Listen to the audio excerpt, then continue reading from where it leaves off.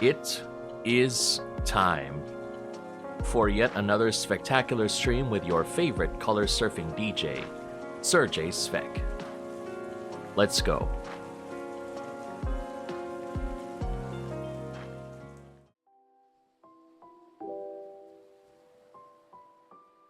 Hello, hello, humans. Good to see you all once again. It is your favorite color surfing DJ, Serjay Svek, back with yet another spectacular stream. And whether you're watching live, whether you're watching the VOD, whether you're chatting or lurking, you are all welcome here. And I hope that this stream will bring a little more color to your day. Welcome to the show, everyone. It is now 8:06 p.m. on Sunday, February 2, 2025. Right, that time check was brought to you by yours truly. And I hope that you're all doing well today. It has been quite a month here, and we have finally finished the first month of 2025. I hope that whatever you were doing, that you were able to make progress on your goals. I'm not sure if you were able to finish any of your resolutions, but if you haven't, if you're still on the way, or if you haven't even started yet, that's fine. We still have a long time to go ahead and finish that. So rest assured, if ever you're concerned, you always have more than enough time. And speaking of something that we've been something that's that we have a lot of time, excuse me, I'm going to introduce our next guest for the Color Surfer Convos, whom I have known for a very long time as well. And that is the one you see right next to you, Soulless Husk. Husk, take it away.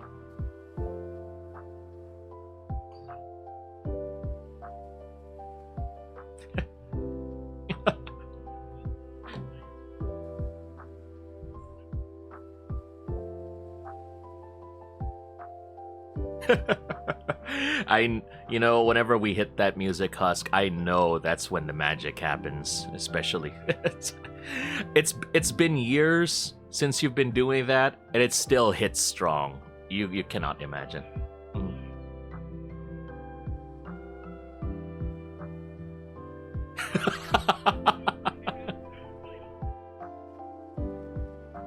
Yeah.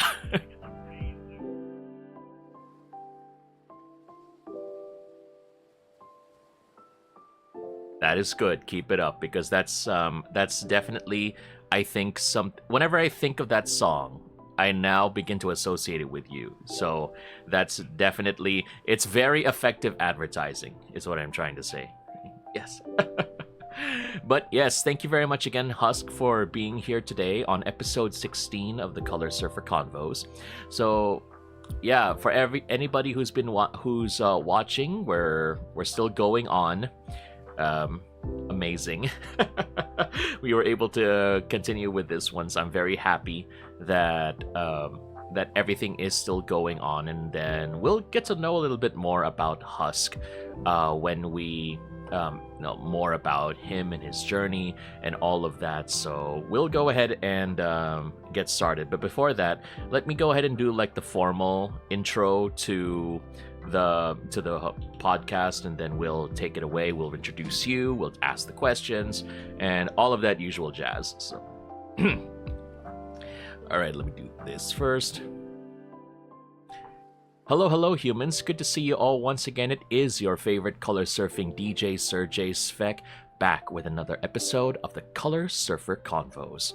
And today we have my special guest, Soulless Husk.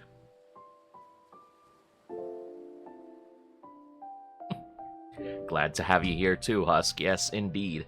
And it has been a very long time coming. Finally having you here on the show, and I'm happy that you were able to make it. And yeah, we're going to be talking a lot more about you and your journey as a content creator. And I'm sure for you, you've got quite a few stories with all the years that you have been creating content.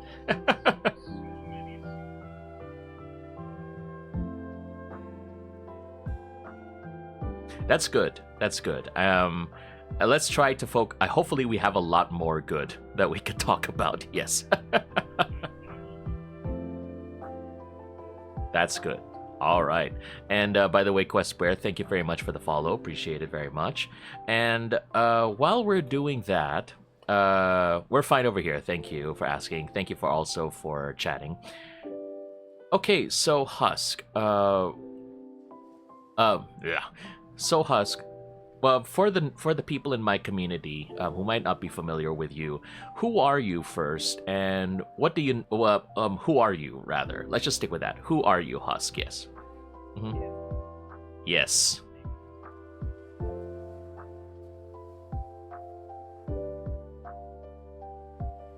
Mm-hmm.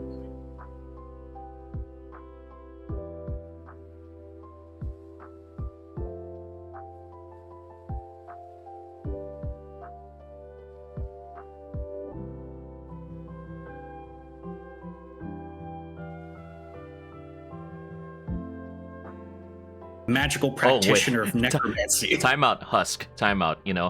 I really can't believe that we have Scuff so early. Okay, because Oh no! yeah, I forgot to unmute you. Thank you, Quest. What do you mean? What do you mean? This is Soulless Husk Erasure. Soulless Husk Erasure. Hold on. Oh goodness, yes. Thank you so much, Quest Bear, for doing this. You know what they say, you can't have a stream without the Scuff, and despite all the years we've been doing this, we can't have the Scuff. So how far do we have to roll it back? Okay, hold on. We didn't make it too far, so hi, Kisar. Thank you very much. Wait, we're trying to do damage control here. This is going on the clips. Quest Bear, thank you. We already have a clip for the stream. Let's go. Okay, so that means I'll have to do the intro again. I'll have to do the intro. So and then we'll introduce you, and then you hear that, all you Serjavians? Nothing happened. Nothing happened. Okay. Happened. Did not hear anything. Erase the last few minutes. Okay, so we still got a lot of time. All right. Hello, humans. Good to see you all once again. It is your favorite color surfing DJ, Serjay Svek, back with yet another spectacular stream and another episode of the Color Surfer Convos. And today we have my special guest, Soulless Husk, here. Hello, I am a Soulless Husk. How you doing? All right, perfect. I think now people can hear you. Oh, thank goodness. All right. Okay, I don't want to have to do it again. Can you hear the Lich? Please tell me you can hear me. Yes, please. Okay, so nobody was able to hear the music. We'll just save it for like when the podcast ends, so at least we can hear it. We'll do the thing. Yeah, we'll do the thing later. End. Yes. So you'll have to wait till the end to hear the thing. So you have to stick around until for a while, but yes. So thank you again, everybody, for the feedback. This is what we appreciate. We love it when the chat appreciates the feedback. Don't hesitate to tell your streamers if any scuff is happening so that we could fix it immediately. Holy cow, Husk. Imagine if we went through the entire episode and you didn't get hurt. I'd have to call you back again like, bro, you got to do this again. So this is the Serjay did not take the pills this morning podcast where he is talking to a guest that isn't there. You're my little shoulder lich telling me what's happening. So yes, Serjay, go buy the expensive food. No, you deserve a treat. No, I don't want to do it again. Oh my goodness. Yes, this is what Husk likes to do, apparently. But no, he'll play nice today. He'll play nice today. We'll play nice for today. Yes, indeed. Okay, so now that we've gotten that out of the way, let's go back to the very first question, Husk. So that is, who are you and what do you do? Sure. So I'll do the full spiel so that folks who have never heard of me get a little taste of who I am. I am a Soulless Husk. I'm a VTuber and primarily stream on twitch.tv under Soulless Husk TV. That's Soulless Husk TV. I am a part-time office worker and part-time magical undead lich. So I'm a practitioner of the dark arts of necromancy, as well as the dark arts of project management. And I stream every once in a while according to the week, usually after my work days. if you're interested in catching some of my streams, some things you'll see will be me exploring new intellectual properties that are beloved by many. And most famously, on my Fridays, I tend to play a lot of different Souls-like, so games similar to the Dark Souls series. Not because I have any interest in being masochistic. I actually do enjoy the games, and I want to kind of spread the love and joy of these kinds of games to people who are not able to because of the skill level being too high, or are just interested in seeing what the game has to offer without needing to step through it themselves, introducing the world to a bit of it. And I like cats, and I'm a bit of a skeleton man, if you can't already tell. Oh, it wasn't really obvious, apparently. I mean, if people are listening on audio only, I am a skeleton who is wearing a white button-up dress shirt, a purple tie, and I have a little lich cape on my back. And my head, people have claimed it's on fire, but it's purple. The things coming off of my white head. Yes, thank you for mentioning that to the audio only audience. But yes, we do have we will be putting a video version of this on YouTube, and then an audio on Spotify. But again, I think you may know Husk, since you know me well long enough that I always debate on things. So I'm debating if I want to put a video on Spotify or an audio on Spotify. I can never really decide on anything. And I do want to mention, since you brought it up, that you want to bring especially the Souls games to people who might not be, whether it's because of lack of interest or skill level. So, I feel called out by that. As someone who eventually quit Dark Souls Remastered because, get lower Undead Berg is just a pain, and I'm like, nah, I can't do this, bro. So, if you're ever in need of a Souls-like coach, you're welcome to always bring me in to help you out with that. These games are not meant to be walks in the park, but they are designed in such a way that through the trials and tribulations, you come to appreciate the little victories over time, or decide that enough is enough and you turn off the game. Yep. Which I've done in the past. Early days playing these games, I have many a times been in college, went over, turned off my console, and ate lunch, and then just didn't play it for like 2 days, and then came back to it. Yeah, I know that feeling. That was me with God Hand years ago, but God Hand, yeah. Why won't they remaster that game? That is a very That's a good question. Remaster God Hand, everyone. If you have any connection to anybody who has that power, put that in somebody's ear. We would love a remaster of God Hand. That's so true. Yeah, that's for those who don't know, that was a beat 'em up made by Clover Games. Clover Games is no longer existing, but it was like, from how I understand, it was part of Capcom, and eventually they became Platinum Games, which is, if you're familiar with that's the guys who made Mad World and, of course, Metal Gear Rising. So a lot of the things that you would see in those games, like the really intense sequences and the action and especially the comedy, it's definitely there in God Hand. So yeah, please bring it to the modern consoles, please. More people need to know about that. Okay, so yes, you mentioned that before, Husk, that you've been going along. Oh, yes, for the chat. We will be... there will be some comments that I will be reading, like, when we come along, that I think are important, but others I might read a little bit later on in the stream. But you're feel free to go ahead and leave any comments, and we'll be happy to address them. Or any questions as well. Okay, so Husk, you mentioned your early days of streaming. So how long have you been streaming, by the way? Well, I've been formally streaming in the Phylactery, which is my office space here, for it's now going to be going on to 3 years. It's going to be 3 years in April that I've been streaming. So two and a bit. Okay. Yeah, I'm I'm a part of the phylactery, by the way. So yeah, that's He's like a lovely member of the office. He has his own chair and everything. I got my own coffee machine because that was the deal.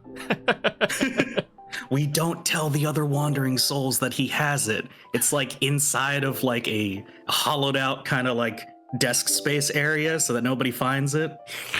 And I'm allowed to say that here because I'm not in my office like live right now. That is They'll true. never find out. That is true. The secret's safe with me. Yes, indeed. So, yeah, actually, that's pretty funny because you and I started, well, streaming, you said you started 2 years and a bit. And that's when, around that time that I started VTubing as well. And yeah, we started VTubing around the same time, though I started streaming a little bit longer before you. So what inspired you to start in the first place? Streaming in particular? Yeah.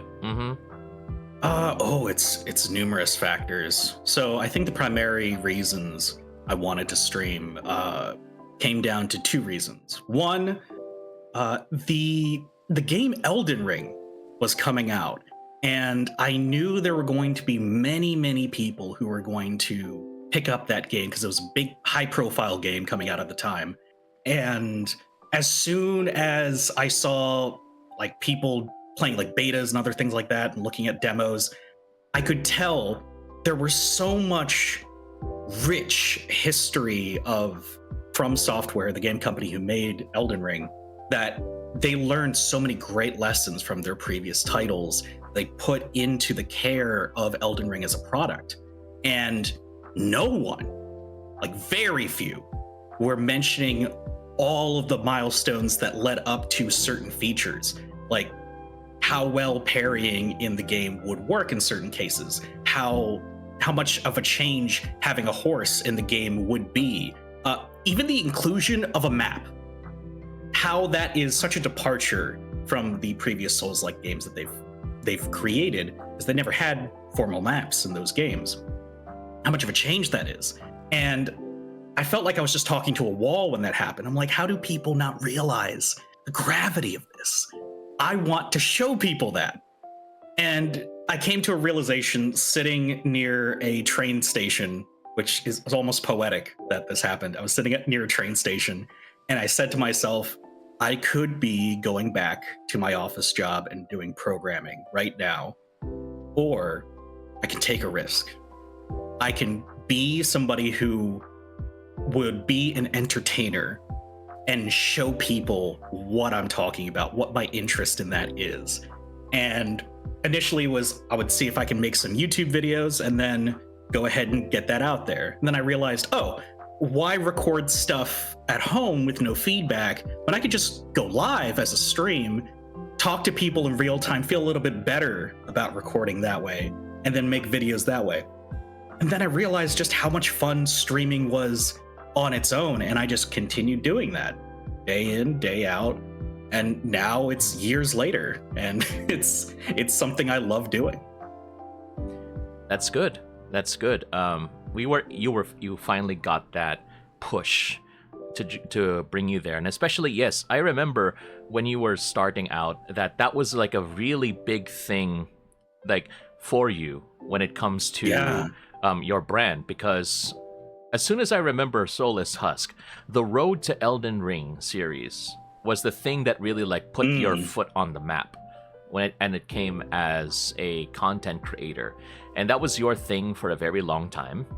And you even had like the Road to Resident Evil, if I recall that one. Yes. So what was your justification? Oh, excuse me. Justification is probably not the right term, but what was your reasoning? Why in the world did you do that, Soulless? What possessed you to think that was a thing you should do? Who told you? What made you think you had the right to stream the Resident Evil games? But yeah. What made you decide that, okay, so eventually you got to Elden Ring, right? But then you did the Resident Evil games. So what made you try those instead, or as well? Sure. So the big thing about the Road to Elden Ring, it was a series of streams over the course of a year or so, where I played through most of, if not entirely, many of the different Souls-like games created by From Software. So Dark Souls 1, 2, and 3. I played a bit of Bloodborne. I finished Sekiro. A lot of these games that I had never played before, or games that was near and dear to my heart. And I wanted to, it was essentially like story time. I get to play the games and you get to be part of that journey of understanding the game design from the company. So when we finally got to Elden Ring, you could get my impressions. I could talk about all these different moments that we've already shared together as a community. And then we could experience the game for the first time from the same context. And then I realized something. There are other intellectual properties that are near and dear to people's hearts that I've just haven't played yet.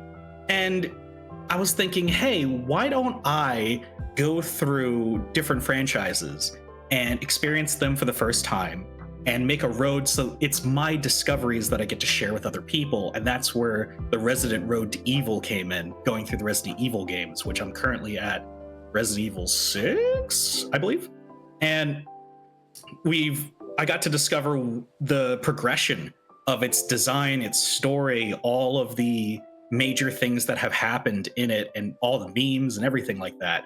And for me, it was a great way to connect with people's passions for certain franchises and push myself, as always, to play something that I didn't consider myself super great at first. Like the Souls games, I wasn't great at immediately, but going through the road, I got a lot better, whole lot better. Resident Evil, I don't really play horror games, but as I was getting through those games, I was like, all right, I'm appreciating these horror games a lot more. These are fun. I may want to play more games like these for fun now. Mm-hmm. Oh, yes. I'm happy that you were able to discover, discover or rediscover a love for these franchises. Yes, especially when you were beginning to play them. And sometimes it's not easy, especially if you were doing it live as well, because sometimes you wonder if it's you're doing it just to get it over with for the audience or for yourself. It kind of gets a bit more difficult to do that, which is something that we can talk about a little bit later on. But one thing that struck me is that you mentioned like playing horror and stuff. So as after Resident Evil is done, like, do you have an idea of what you want to discover, tackle next as a franchise? Ooh, there are a number of different roads I could go on in the near future. I can mention some quick ones of franchises that people have wanted me to look into. Like, for example, The Witcher. I have never played through the full Witcher series, but I've played a little bit of 1 and a tiniest bit of 2, but I've never touched 3, and 3 has been like the big one that people are like, wow, Witcher 3, really good game. And then there's a new one coming out soon. So I'm thinking, if I want to transition into that and make a Road 2 series for that, it's not all huge games, I can maybe do that. There's been asks for like the Metal Gear franchise at one point. Devil May Cry is another big one because it's very stylish, very interesting, and 5 was very critically acclaimed. So all the more reason to play through that franchise and really understand the fans of that game as well. Really, the possibilities are almost limitless, but the core thing about identifying a series for that comes down to the fan base, the intellectual property, and honestly just the ease of getting to some of the games. Because sometimes you'll have franchises, let's just say Monster Hunter as an example. Some may just be exclusively in older consoles or iterations that would have no real easy or legal way to like procure and play on stream all the time. Like, folks may have their ways, but it would be so complicated for some of them just because of the nature of the history of that game, of like when it came out and what it came out on. So I have an easier time if I can get it on, say, Steam or Epic than if I had to like break out an older console or find some way of like surreptitiously emulating, which, emulation bad, whatever. But, it can be tough trying to procure some of these games. I know it was one of those things for me with Persona, where I considered doing a Persona Road series. And for a while, Persona 3 was not on Steam. Persona 4 was. And I was like, there would be like no way for me to get Persona 3 on stream. What am I going to do? And then lo and behold, Atlas kind of like created like a remaster of 3 and put it out on Steam for reload. So, I mean, foot's in my mouth, I guess. So, yes, Persona! Oh my goodness. First Persona game I played, I didn't beat it, but the first one I played was 3, and I didn't realize all of what the guns were going to do. They don't treat the guns like you should treat guns in any realistic scenario. Do not take that as any kind of guide. But it was a game I played in college, and I was like, oh, this is very fascinating. And I guess it's very Soulless Husk build, because Memento Mori and all that good stuff. But finding a Road 2 series is interesting. It's a community question, it is a personal question, and it's a logistics question. All right, so that's thank you very much for the detailed answer. I do want to say that if you will tackle Metal Gear, the Metal Gear series one day, I suggest you get your popcorn ready, because the only thing I can advise you is that, you know, get used to the long cutscenes. That's what I'm gonna say. Oh goodness, my first real Kojima game that I played was actually Death Stranding, if you'd believe it. Oh, and if anyone's beaten Death Stranding, I won't spoil it, but I'm gonna let you know. There is like a movie-length cutscene at the very end of the game, and I'm glad I didn't have anything to do for the rest of my day. I was just sitting there, I'm like, the game hasn't ended yet? What else am I gonna do? It's like, oh, look, there's more. I'm like, okay. Yeah. Is it done yet? No. Credits. Great. No, there's more. Oh, okay. Classic So I Kojima. I can understand that. Yep. Yeah, better get used to it. It's gonna keep happening. Don't worry. Just my. prepping you ahead of time, way ahead of time. But yeah, I mean, if you're gonna do Witcher, I hope. Well, I don't know if I hope or not, but yeah, I wonder if along the line you're gonna be spending like a few streams. It's like, hey, everybody, we're gonna be playing Gwent, the Witcher card game, taking a nice long detour. We're playing cards. Well, yeah, people were addicted to that when it came out. They were like, "Oh my gosh, Gwent! Oh my gosh!" And I never played it because I never had that connection to The Witcher. So who knows? Maybe I'll make the second coming of the Gwent craze when I get there. That's true. Good luck with that. Also, hey Necri, thank you very much for the Hydrate Redeem. Good to have you here. Welcome. And hey. Yep, you go ahead and take a drink too. Husk as well. Oh, I certainly shall. All right, and then I'll be asking this question. So, yeah, you mentioned horror as well, which is actually interesting because we've had with our shared history, is that you have a more distinctly your experience is more in line with like horror. And I remember when you first came up to me. Keep me honest, okay?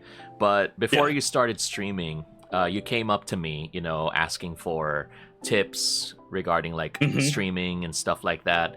And then I was like, yeah, okay. Because for those who didn't know, I started like a couple of years before Husk, but as like a face streamer, and then I became a VTuber, which is funny because I started and then you came to me for tips on streaming, and then eventually when I saw you as a VTuber, I was like, okay, that's the final straw. All right, I need to become a VTuber.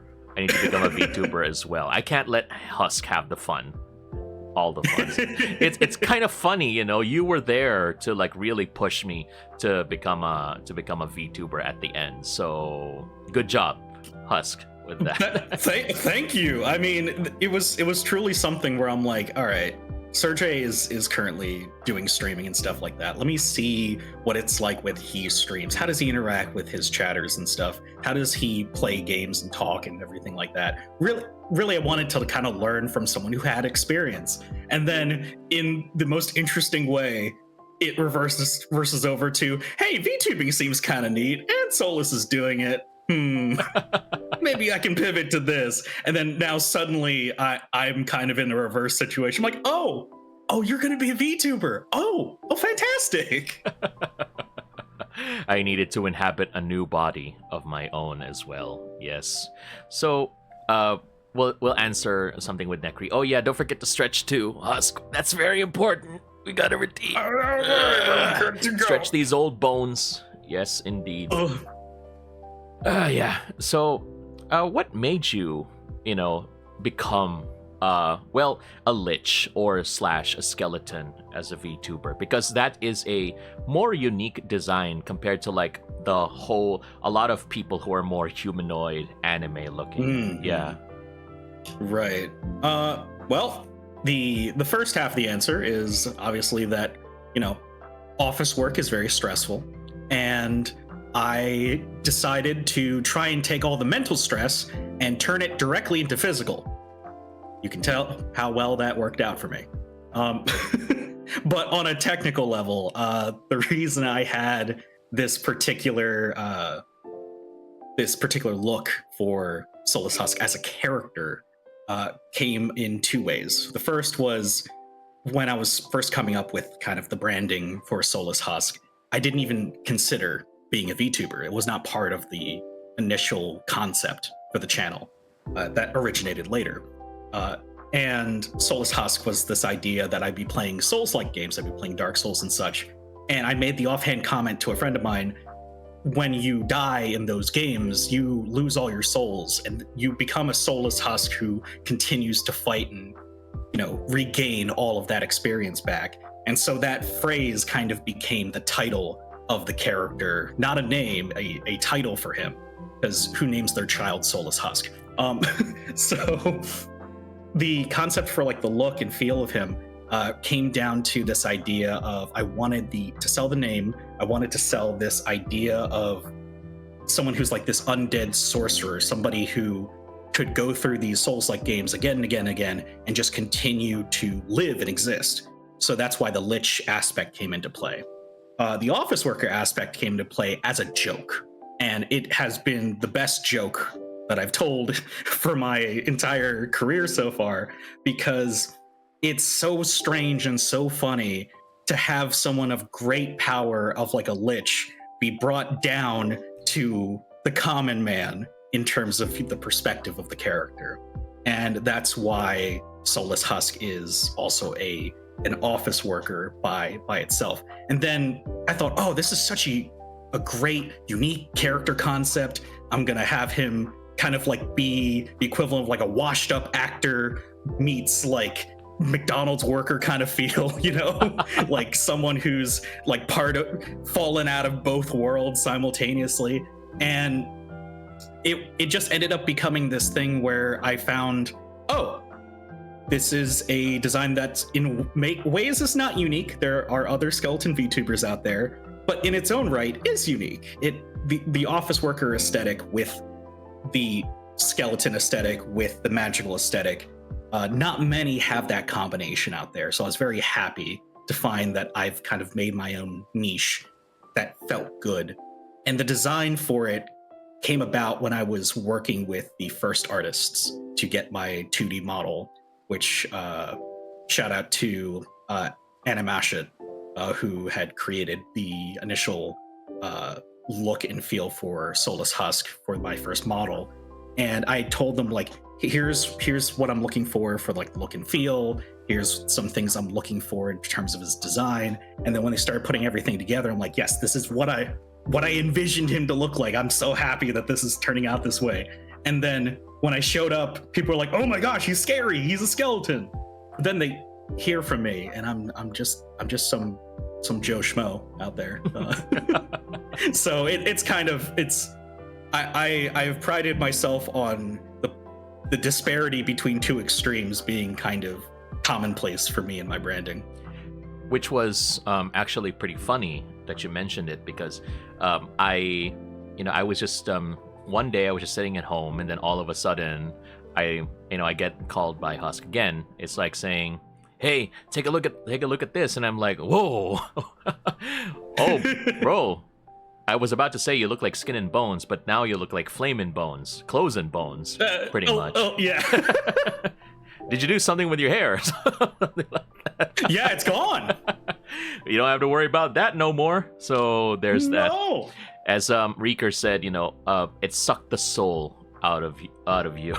Office work. Yeah, is like it that. really did, and like this is not like from like the concept itself, because like when looking at it from like that tactical perspective of like why choose an office worker as part of the theme, it's because also at the time I was legitimately a programmer in an office space like near a cubicle farm, and I literally dressed up like Soulless Husk some days, and I was so beaten down by having poor support from management and working so hard and only being rewarded with more work.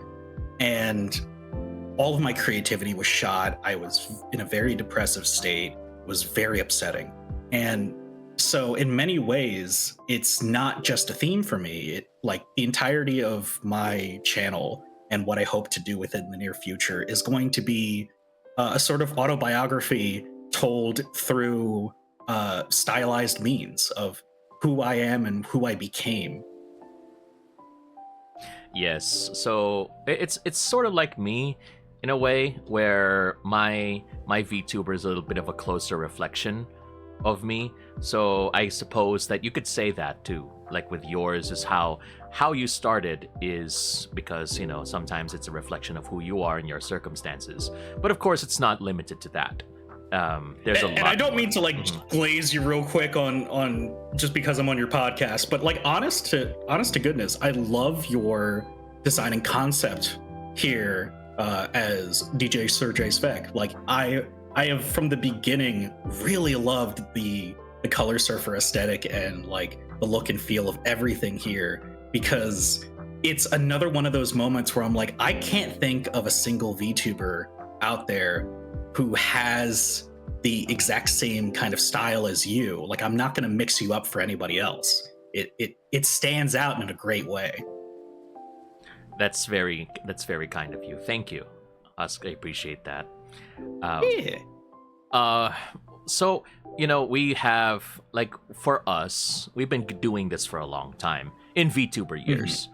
Already in VTuber years, we're about like middle-aged in VTuber years. Let's be clear, it's like, yeah, we've been doing this for a long time. We've been at the trenches for most of the current crop of VTubers who started during the pandemic and everything, and who are still going.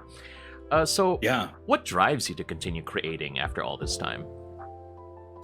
It's a good question. For me, I think it's twofold. One is it's been a great way for me to like legitimately get out there and start meeting and talking to new people. Kind of being an adult, it's interesting. Once you kind of leave school environments and things, the only times you really get to connect with communities and people around you is if you join any kind of community events, or you're out doing grocery shopping, or you're out in the park, or other things. Like there's natural occurrences with just people. But for me, going out there and streaming and making content was a great way to connect to like-minded people who liked things that I liked, and it was a great way to network with people. And I don't regret that for a single second, no matter the good, the bad. It's been a life-changing experience. And part of the reason that I continue wanting to make content is when I had that moment to start the channel, I truly took a second and said, if I could make money doing anything, what would it actually be? And I boiled it down until I only had a single drop of water left in the pot, and it just said, I want to entertain people.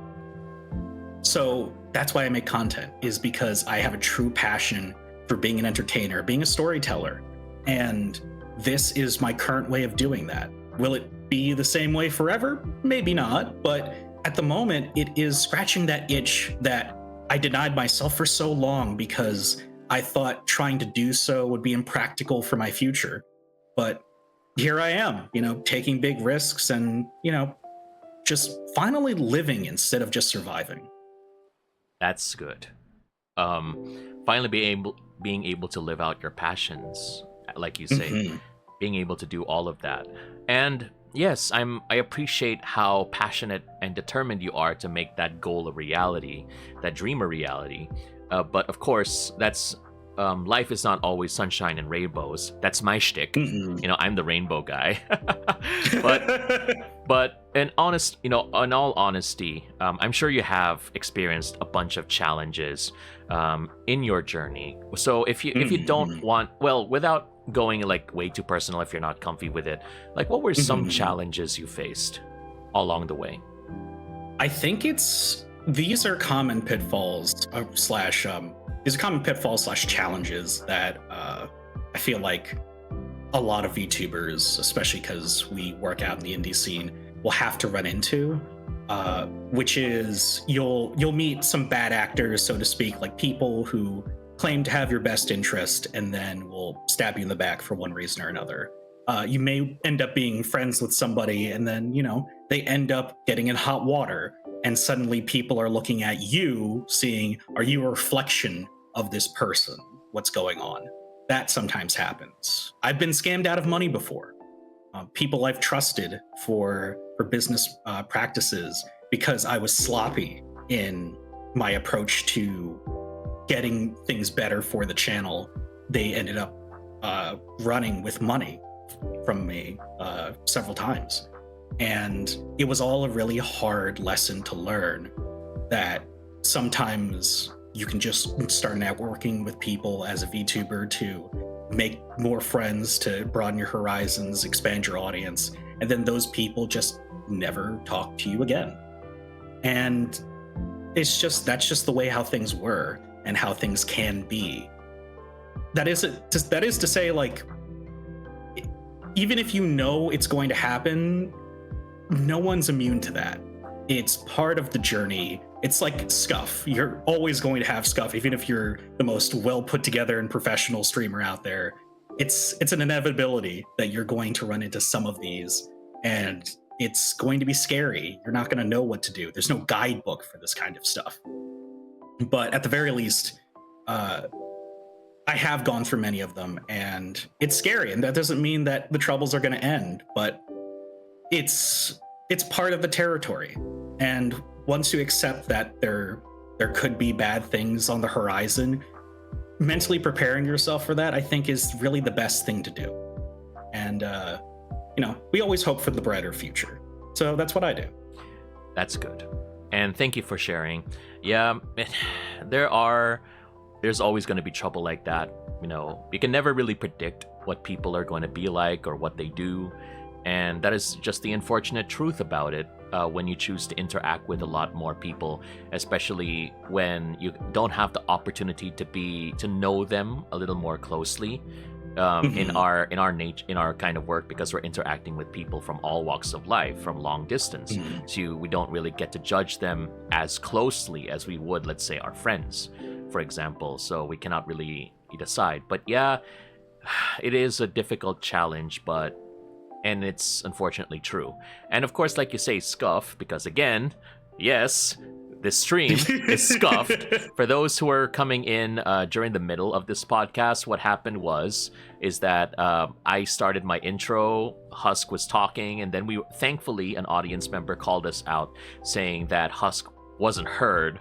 So we had to restart that. Thankfully, we didn't have to go throughout the entire podcast with Husk being muted. So It wouldn't be funny if you're muted now and they've been hearing from you all this time.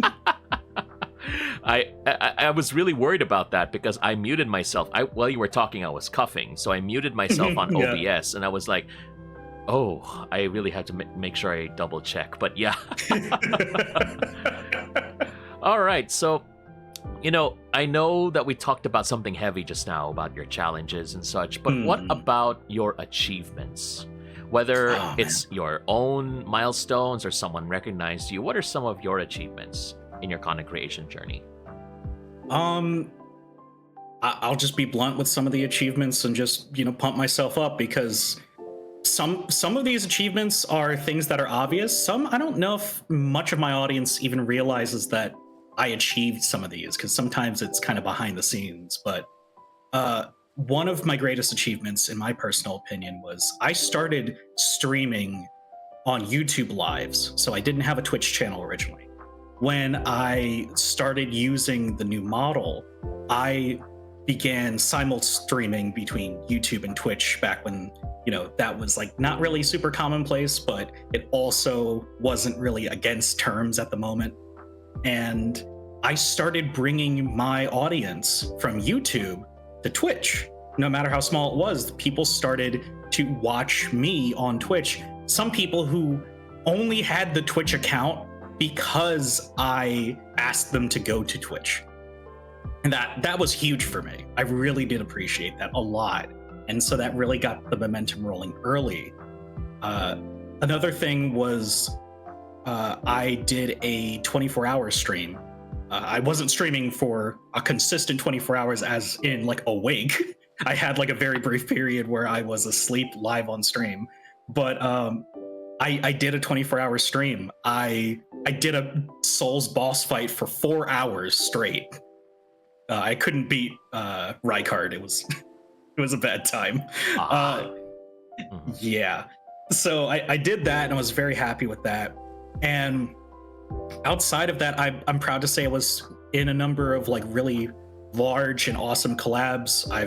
I've been a part of like over 100-person collabs before. I didn't organize, I was invited to it. And some charity live stream collabs that I've been a part of. Another thing is, just from a business standpoint, there was a moment in time toward the peak of Elden Ring around the that subathon, that 24-hour stream, where the take-home amount that I got for the month was around $500 US.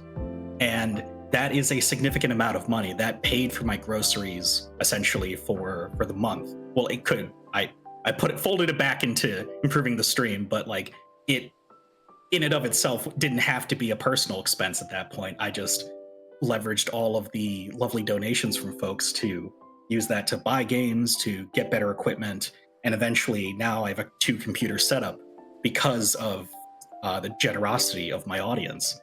So that, and I would say the last big achievement is the fact that I've kind of been on hiatus since like end of October till like right now. And there are still people who are like, oh my gosh, Soulless, when are you going to stream again? People who are still renewing subscriptions in hopes I come back, which I will this month. That's the plan. Yeah. And to have a loyal community like that, such a nice community, I really pride myself on. So I would say that those are things I treasure. Yeah, let's go. We're getting the Husk back this month, baby. And yes, for those of you from Husk's community who are in the audience right now, you heard it right here on February 2, my time. You heard it from Husk himself. So keep him accountable, everybody. We're back, baby. We're coming back. Let's go. And yeah, I'm proud of you. You were able to do all of those. Those are a ton of achievements in a short amount of time. And so, it's a never-ending thing. We already know what's next, which is you're going to be back from your hiatus this month. Yeah. So what else is next for you, by the way? The more immediate thing that folks can look in, like, at this exact moment if they wanted to, is that I am slowly, like yourself, approaching 1K followers on Twitch. It's a big milestone, and I'm very proud of it. I think I only need about 110 more-ish until we reach that point, so just another couple dozen more streams, fingers crossed, and we might get there. So that's exciting. Also, something I've teased for basically a year is what I like to call the Season 2 premiere of Soulless Husk, where I'm going to revolutionize how I do my streaming on my streams, coming very, very soon. And I'm going to have what I consider probably the biggest and most intricate model debut that I think a indie who is not backed by a major company has ever made. It's a bold claim, but I'd like to stick by it. We have a lot of technical pieces going into it, and it's not just that one stream that is going to leverage all of these new pieces. It's not like a one and done. It's going to be the foundation for future streams and how that's going to look and feel. When I say that you're going to watch me stream from the office, you're going to watch me stream from the office. And that's going to be something that the audience can see and interact with. Is like the office, the phylactery itself is going to be a part of the stream. There's going to be more audience interaction moments. There's going to be ways where I can, if you want to monetarily support the stream in various ways, that I give you your money's worth, right?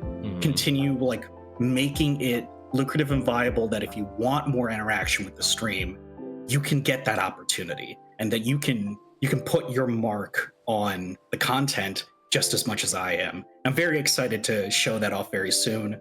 We ran into a lot of technical difficulties over the last like fall and winter months of trying to get everything stood up. But I was told by our lead program and our lead programmer that is working on the new phylactery that the first round testing of getting the office operational should be up now. I'm hopefully testing it after this stream later today.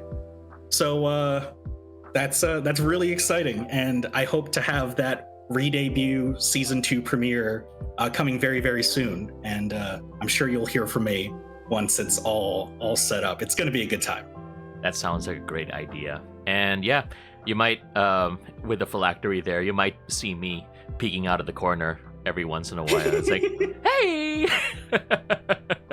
I'm just gonna, yeah, it'll be interesting, seeing what you've got in store, because that's a really bold claim. But knowing you, I know you can back it up. And yeah, I believe in you. It's been a journey in and of itself to try and come up with some stuff, because really that's kind of been the thing that I always like about the creative process, is I want to find new ways to do things people already do, because it's kind of hard to be like quote unquote original. But if you find new ways and new perspectives to look at like the same thing, you can come up with something novel and interesting. And I hope that I can inspire other VTubers of similar sizes or smaller to go out there, take a risk, see what other wacky and weird things you can do for your creative pursuits, because it's worthwhile. What do you got to lose? And that is actually very sound advice, because that was the next question, which is what advice you would give to aspiring content creators. So that is pretty much, I think you pretty much tackled it, which is like take risks. And two more tips. Number 1, watch your content back. You have no idea how many of you folks just go streaming or making videos and you fire and forget. And you don't watch any of your content back. It's horrendous. Do it again. Watch it. Be critical. Number 2, your audio is probably one of the first things people judge about you. So listen to yourself back. Check your audio. Even if your visuals are horrible, they're going to hear you, instead of it being like, it's time for you. Yeah, they're gonna turn off from your stuff like immediately. Please fix your audio first. We don't want to go back to the days of like 2009 Xbox Call of Duty lobbies. And if that's all you have as a mic, own it. Be proud of it. Be proud of it, because if you're going out there and they're like, sounds like you have a tiny microphone from a headphones, be like, of course I do. I very much do. But you can hear me and the gameplay well, right? Right. Question mark. And then if they can, you're doing the right thing. Have fun. Number 1 tip. Always have fun. That is very true. Indeed, indeed. Very sage advice. I appreciate that very much. And yeah, especially the audio. Make sure you don't mute yourself or your guests. If you've got people on collab, I'm not gonna let this go until the end of the stream. So yeah, no, it's gonna be it's a regular occurrence. But yeah, we're, and hopefully not gonna be so regular in the future, but yes. And also, yeah, let's go ahead and get Husk over to 1,000 followers on Twitch as well. Husk and I are racing. I'll take 1,000 subscribers on Twitch as well. Feel free to drop me hundreds of subs. You know, the office could use the support. I'm totally okay with that. You use it for all the renovations and decorating and everything. Yes, indeed. But yes, go show Husk all the love that you can. And whenever, especially since we're approaching his eventual return to the world of streaming. So yes, we're gonna be doing that. So thank you once again, Husk, for graciously accepting my invitation and for being a part of Color Surfer Convos history. Any final words before we wrap up the podcast? A lot of people give up on their dreams pretty early, but you need to understand that your dreams can manifest in ways you can't comprehend. So don't give up on them. Just reshape your perspective and still shoot for the goals you've had since you were a kid. You'll find a way. That's very good. Very good. Yes, indeed. For all of you who had dreams, for all your creative dreams, you know, it always manifests in different ways. So this is probably, for me, VTubing is one of the ways that I get manifest these dreams as well. So who knows? You might be able to get your chance too. And yes, show all the support that you can for Husk. Follow and his Serjay Twitch as well. Thank you for for Twitch, also on YouTube as well. I have included Husk's Twitch channel and the pinned. If you want to go ahead and hang out, he also has a very vibrant Discord server. I think it's also linked to his Twitch and his YouTube as well. Yeah. Okay, and for me, if you want to go ahead and follow me, especially when it comes to updates on like the next podcast or my streams in general, we do have my Discord server as well, so you could go ahead and check it out and just, you know, feel free to chill or lurk or whatever. So at least at the very minimum, you know when the next Color Surfer Convos is. It's a weekly podcast that I try to do every Sunday, 8 p.m. my time, GMT plus 8. So we'll see like who else we can go ahead and bring into the ring. But for now, thank you, Husk, once again for that. And thank you all for watching. And I hope that this episode of the Color Surfer Convos brought a little more color to your day. You take care, always stay safe, and keep the world turning. Bye now. Good one, everyone. All right, so that's it for the podcast portion. Woo, let's go. Woo! We were able to do that. Oh my gosh, Husk, we made it without further audio scuff. Okay, Husk, hit me with the music, baby. Hello there, wandering souls. I am a soulless husk. There we go. And we did it. Let's go, baby. Yes. Let's go. We have been waiting for that for a long time. Make sure that was not part of the podcast so we can edit it out. But yeah, it's the thing. Let's go, baby. But yeah, you're gonna be hearing more of the thing when Husk comes back to streaming. Indeed, I believe at this point that no matter how much you're gonna be rebranding or improving your setup, Husk, that thing is gonna be there no matter what. It's going to be there in some way, shape, and form. There's an evolution to it that is going to be unique for the new office that I hope people enjoy as well. But I'll keep this one in my back pocket. The ye old song that people love so much for special occasions, for when we need to bring it back, of course. That's good. A little bit of familiarity is always good. So glad to hear. Yes, indeed. So yes, thank you once again for your time, Husk. And if ever, we'll be expecting you again in the future. And again, to all of you from Husk's community as well, thank you so much for joining me and Husk during our time, and we hope to see you again.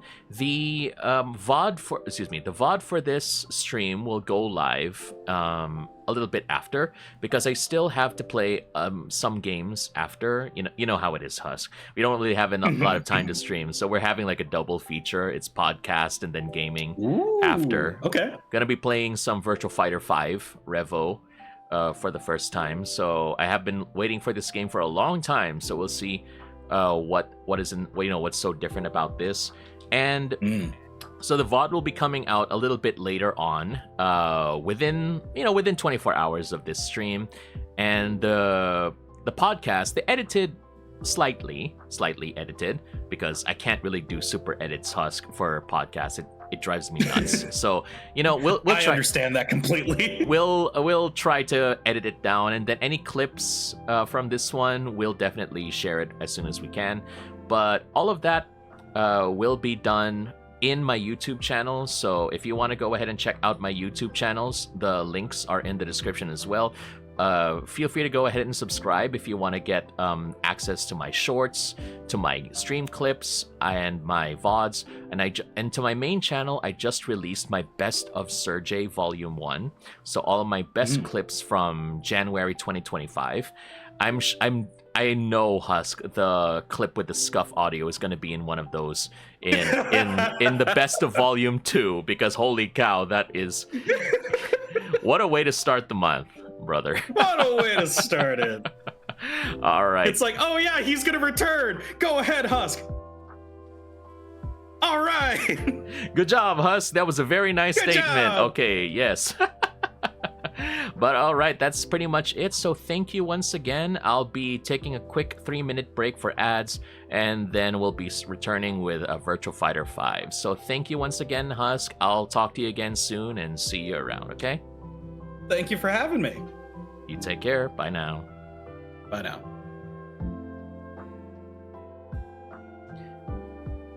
Woo! Okay, let's go. So we were able to finish another episode of the podcast. We survived, baby. Yes, comedy is always part of the branding, no matter what. No matter how long we've been doing this, the scuff never ends.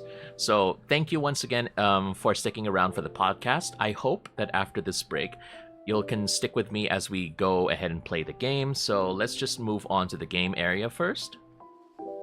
Oh, wait. Let me just fix this here so that I can adjust as well. Perfect. Okay, let's go over here. All right, so we do have Virtua Fighter 5 REVO playing in the background. I have no idea why we're having like demonstration matches playing in the background, but that's pretty cool. But for now, what we're going to be doing is that we'll be playing some words on stream, which is an eternal favorite of people in my chat. So we'll be taking a 3-minute break right now. So just go ahead and enter any words you find in the chat. So pretty much like Wordle. And then once you do that, and I'll be going to the restroom. You go ahead and get some water. We'll be right back, and we'll continue with the stream after I return. So please, hope you go ahead and stick around, and talk to you again in a bit.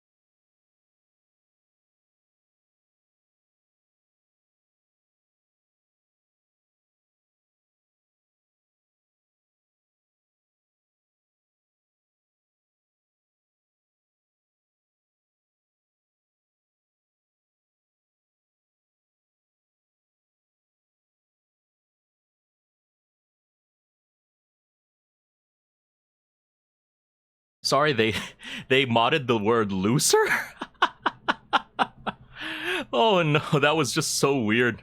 But yeah, don't worry about it. It was just one of those things, I guess, you know, that my auto mod, I make my auto mod very strict, everybody.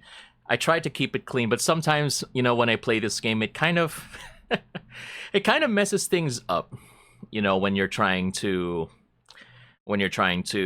play the game. It's like, huh, that doesn't look right. But yes, thank you very much for your patience. Thank you very much for your patience, and appreciate you waiting, so we can go ahead and continue with the game. Dom says it stole my legitimate word. You know, sometimes some of the words that they include in in words on stream, it's like, very questionable. But yes. Oh, thank you very much for gigantifying my Uno reverse, Husk. Appreciate that very much. I'm glad to have that. Thank you. And yeah, let's go ahead and set up the stream, because we're gonna be playing some Virtua Fighter 5. Yeah, I need to go ahead and update that. We're no longer in podcast mode. We're in Virtua Fighter 5 mode. Yes, indeed. My goodness, it has been years since this game was, you know, we were thinking about this game, and now it is finally here. We can now play some Virtua Fighter. Holy cow. So, just put this here. Oh, sorry. Yeah, this is Sega, so technically speaking, you could say this is a Yakuza game as well. Wait, let me just adjust the volume here.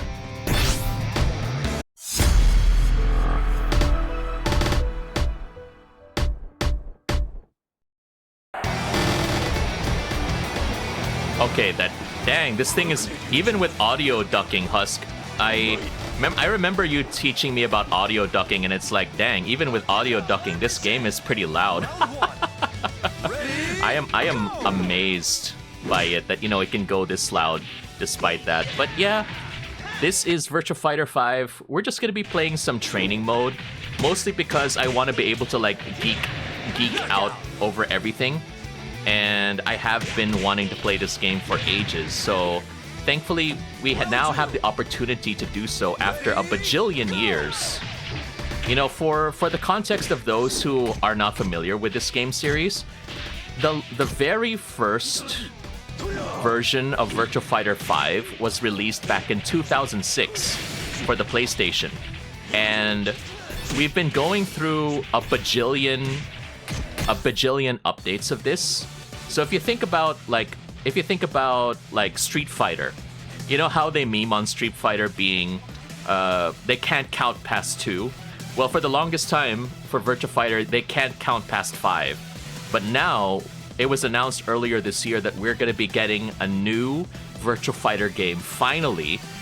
I don't know if it's going to be a reboot or Virtua Fighter 6, but for now, we get to have this game. So this game is like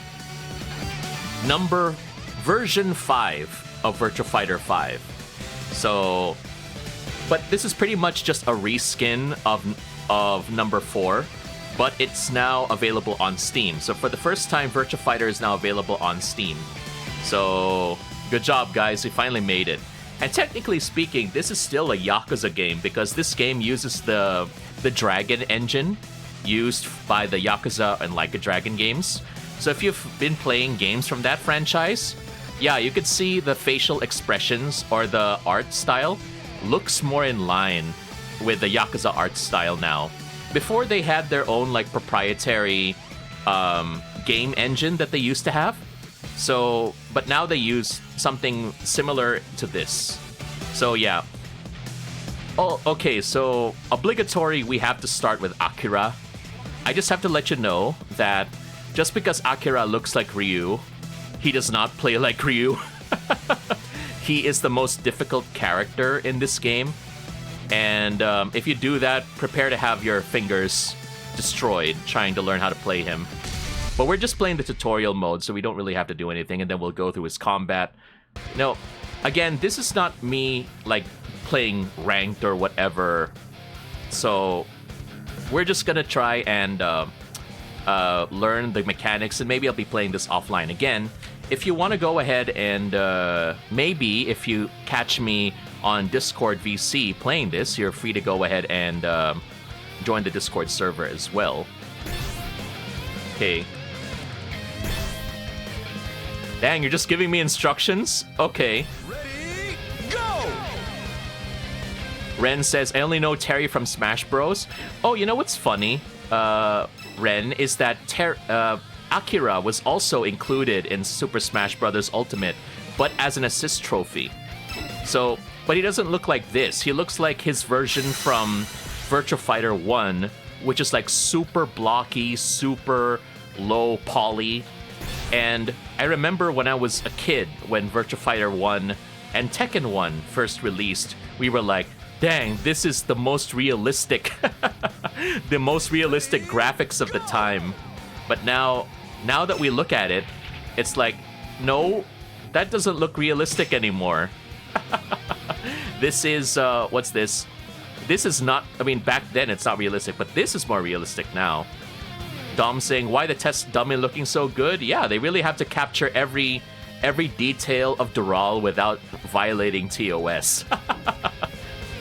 This person that I'm fighting is actually a character in the game. It's Dural, who is the bonus boss of every game.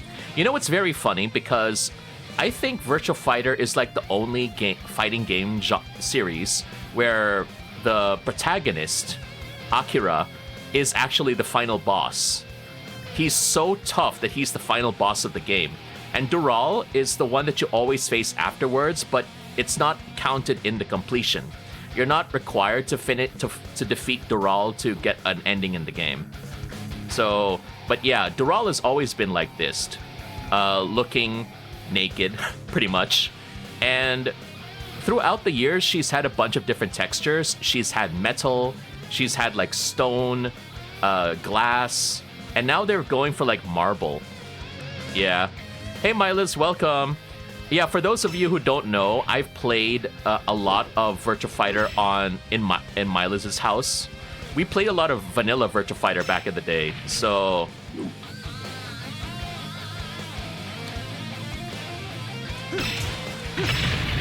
Oh, I can do the knee! Anyway, yeah, I hate Dural too, Milas. I don't blame you right there. So let's see. Wait, I need to go fix the buttons. I'm using a Nintendo Switch controller, so I'm doing things a lot differently.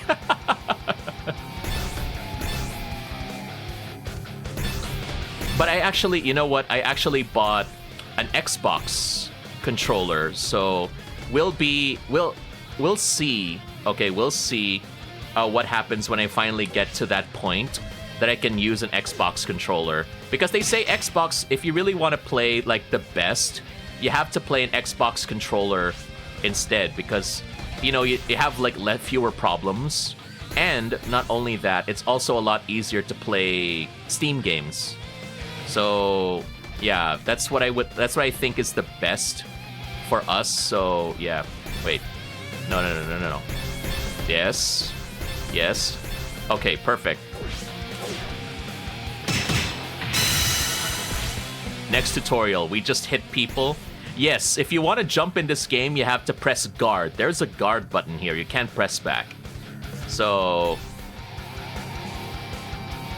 Ready, go! Yes, and this is how high you can jump in this game. I remember when Virtua Fighter 1 and Tekken 1 and 2 were first released, people could jump like over the moon. Like super low gravity jumping. But honestly, if you think about it, like when was the last time you decided you jumped? If you were not playing basketball especially. Like how high can you jump? Goodness. We're gonna be guarding here.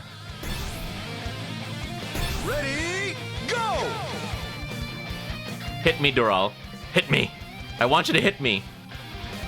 Why don't you hit me? Okay.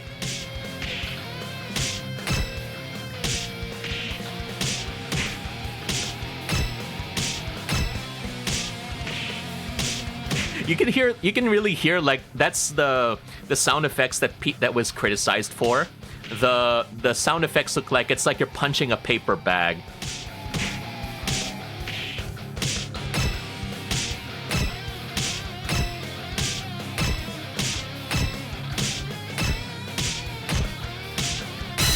Nice.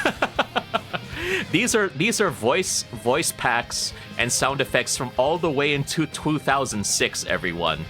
So yeah, they have a lot of work to do, but they really just like updated the graphics and everything to make it more in line to the Yakuza engine, the Like a Dragon engine. Go! Throw. Yeah, just palm thrust, classic Akira. Wait, can we do the other throws? Yep, that's still a thing. All right, and I think it's down. Okay, no, we'll have to do the training. Press plus P, up P to hit the opponent while they're on the ground. Yep. Ready, go!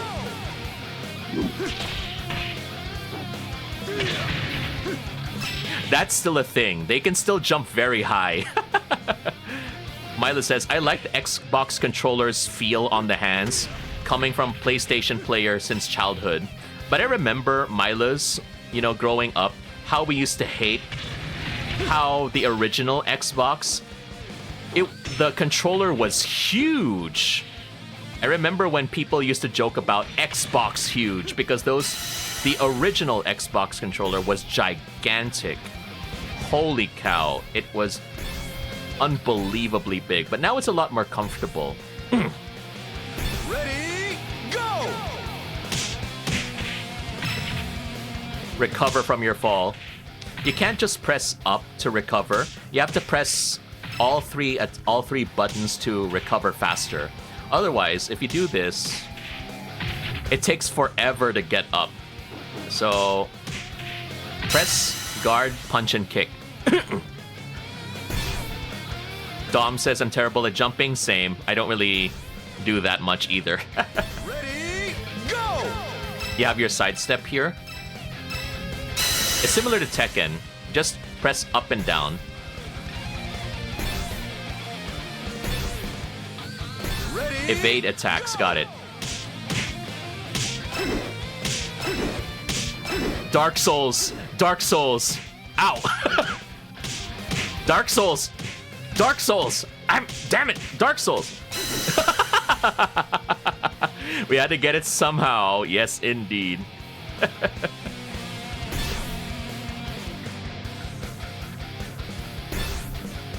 Some attacks can only be evaded one way.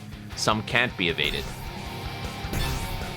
Follow the arrow toward or away the screen to evade. One way. Okay. ready, go! Oh, okay. What? Okay. It's alternating at least.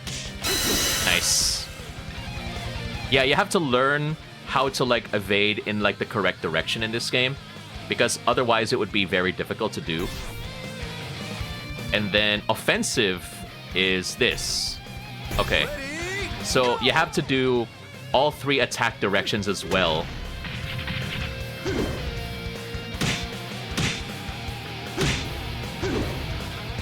Wait, hold on.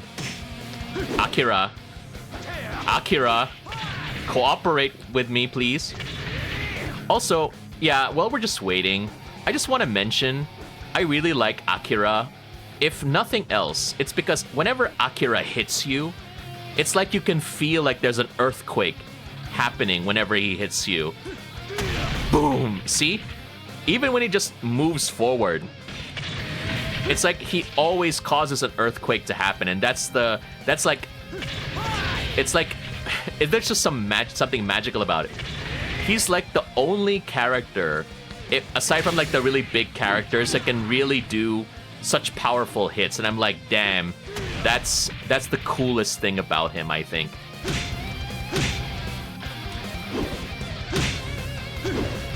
It's always a crit. sort of.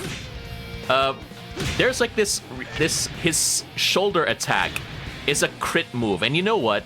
If you dash during his signature shoulder attack, it can do like 50% damage. So, yeah, that is obnoxiously powerful.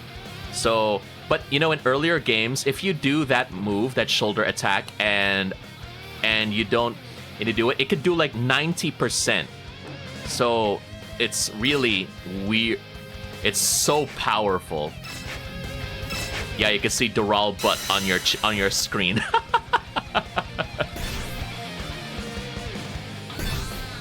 Attack immediately after an offensive move. Ready, go!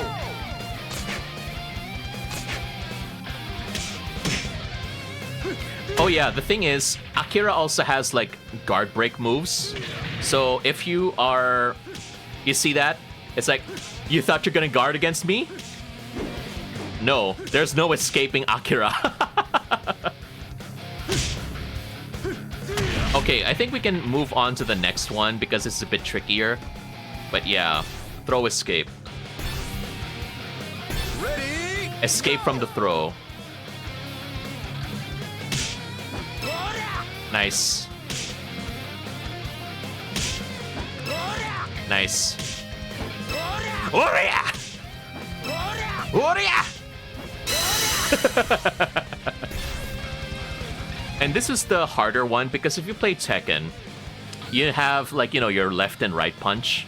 So if you play Tekken, you know that you can block with just left punch or right punch depending on like which is the leading arm. Here, if you want to throw tech, you have to guess like the direction of the throw as well.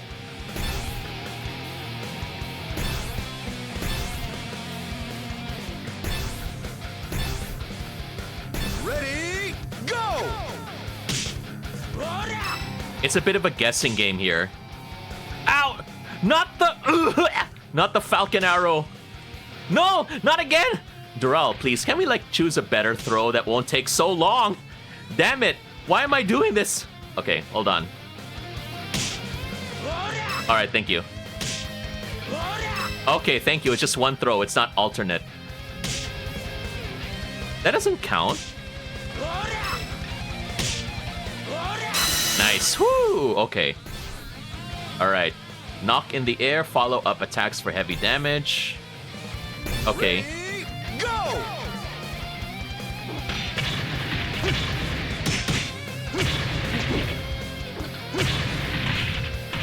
All right. We can skip this one. I don't really want to do combos right now. Evasion?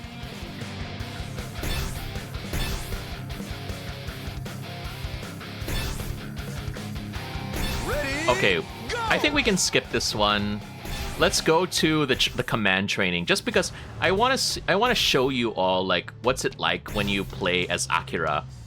It's just amazing. But for those of you who don't know, I tend to go more to grapplers in this game, in fighting games. So usually my main characters are Wolf and Go. So we'll go ahead and we'll go to them in a bit. But first I want to show people all about Akira first. Serjay likes some grippers chat. You know, I like grapplers. We just like to give people hugs.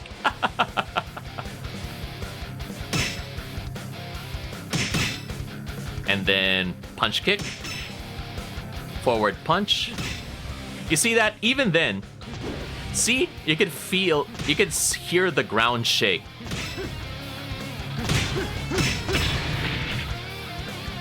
It's just amazing. Nice. And then grab, okay. The thing with Akira is that he requires a lot of strict timing. So even this one, I couldn't get it before because it was really hard for me to do. See?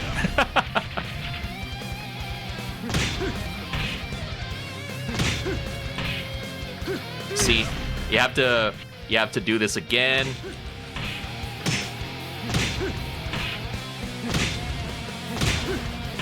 But yeah, let's just move on to the next.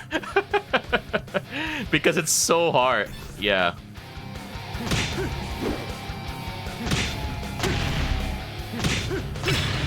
The elbow is his signature move, as you can see.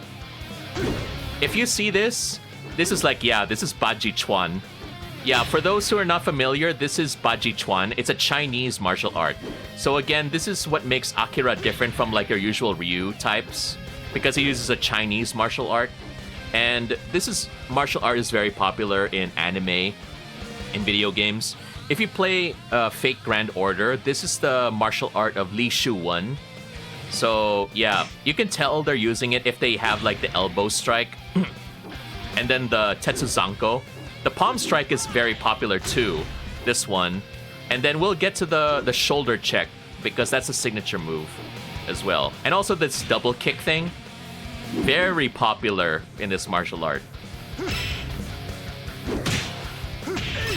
Look at that, it's like, whoo, whoo.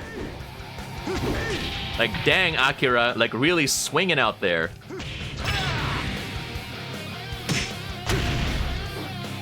Back.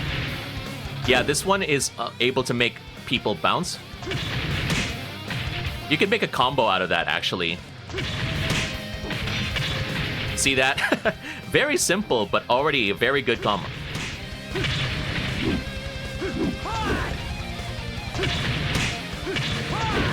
See? And then this one.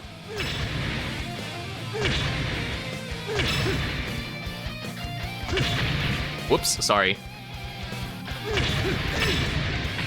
And this one. Whoops, sorry. Come on, get up, Dural. And then down. Oh yeah, people really love to spam low jab here. This is like, even if you're good at the game, low jab is really effective. Like, it stops people.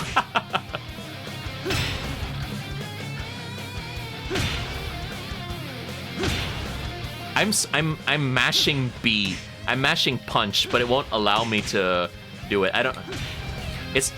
You see, again, the thing about Akira is that you have to be like super perfect with your timing, which is why he's like what makes him very difficult to use. So we're not going to be using this move anyway a lot of the time.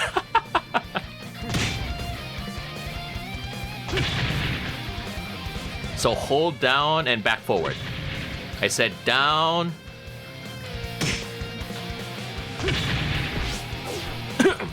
Sorry.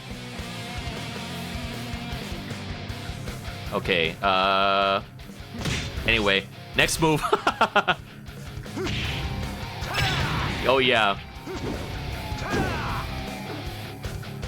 I bless you. Smack. You could actually do it twice if I recall correctly. Clap their head. Clap their head. You want to give them head pats? You want to give them head pats? Here. Head pat. Head pat. I head pat. Ooh, ooh, head pats. All right, and this. He's got his own uppercut, actually. Let's do that. Yo-ho! And then this one. Wow, I haven't seen that move in a long time. And then kick. And then forward kick. And then forward kick and punch. Nice. And then the double kicks, very signature. I still find it funny whenever Akira does one kick, it's like he just floats in the air. Woo. Woo. Then down kick, and then the palm strike, very popular. Nice. Oh, sorry. There, see? This is the one that I was talking about. The Senzanko. If he hits that, it's... Oh, no, sorry. This is not it yet. There we go. The Tetsuzanko.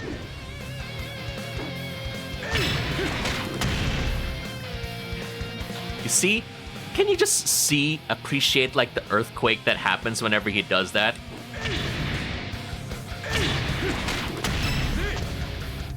And then I love this move. Watch out, watch out!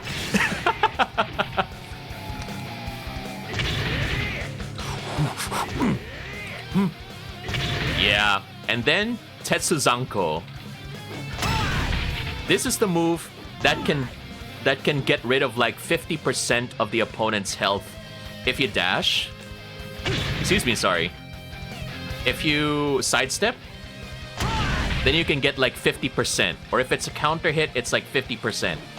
I'd love to hit that in an actual match.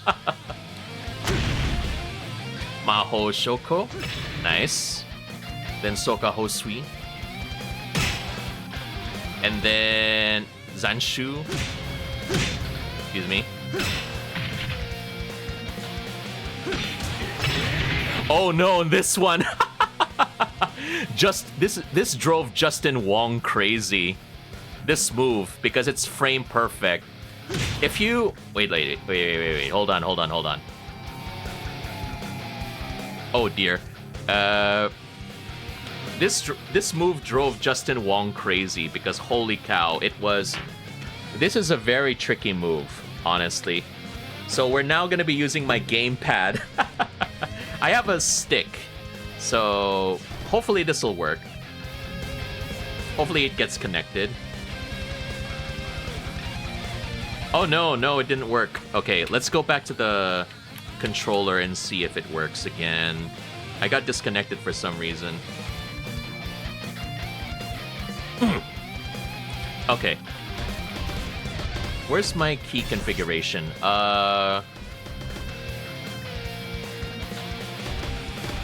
KG is right trigger. So this is what it looks like. If you don't... So what you're trying to do is like a juggle. You have to scrape... This is what they have to say. Scrape the button. Scrape the button.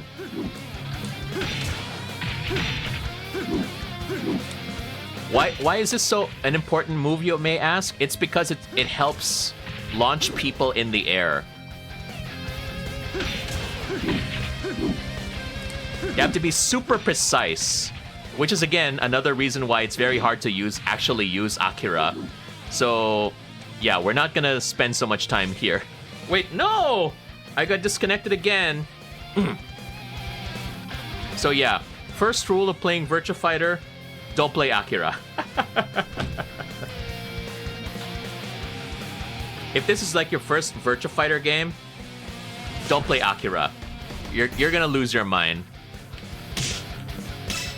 Guard break. So again, Akira loves to do that. If you are not careful against Akira, he'll open your guard and then he'll hit you.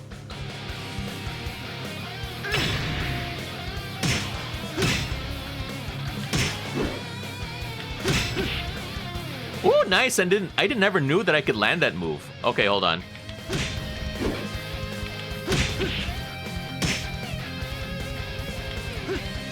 Alright, hold on. I'm using my controller, but I also have a fight stick. I don't know why I'm not using that right now, but yeah. Anyway, next move. There's a lot of moves that we need to skip here because, you know, it's not always easiest.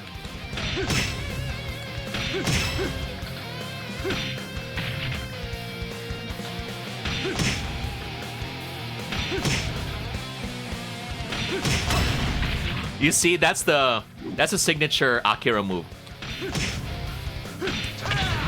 Wait, let's try that again.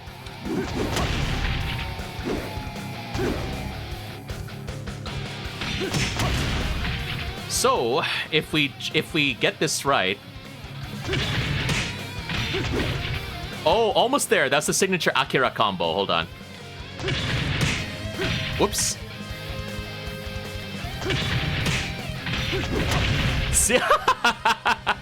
Nice, nice. That's the combo right there.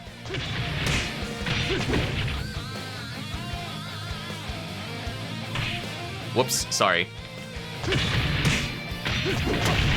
Yeah, baby!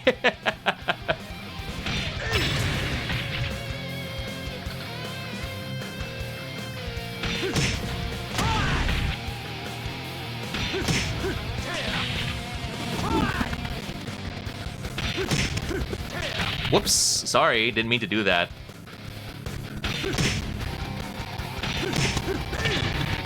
I keep sidestepping. Anyway, next.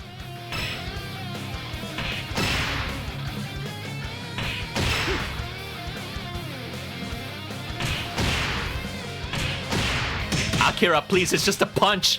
Why are you making it so hard for everybody? All right, see.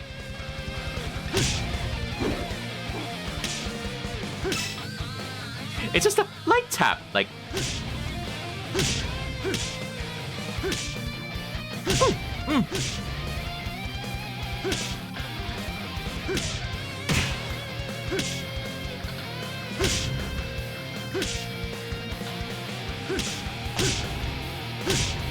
Okay.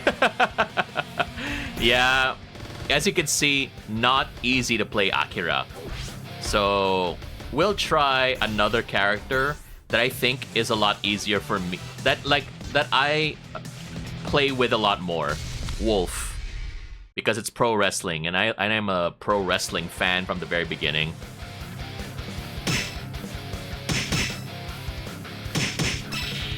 And I love grabs. His grabs are really hilarious, actually. I wonder if he could still do this. Yep, he still has that.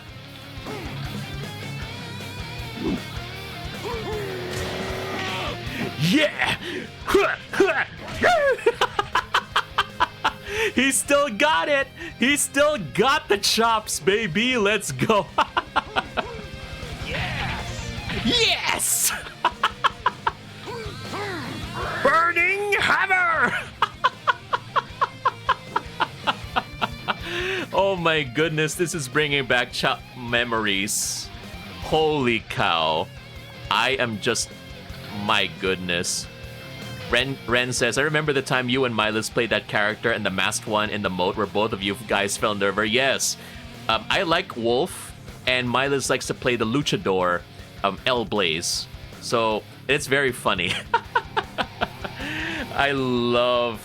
It just brings back memories. Holy cow. I am just enjoying bringing back, you know, this is going back to a simpler time, you know, when I didn't have to worry about going to work and the only thing I had to worry about was, you know, college.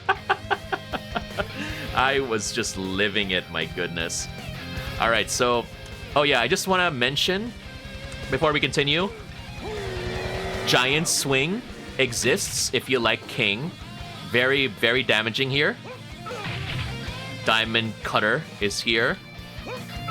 Wait, how do I do Burning Hammer again here?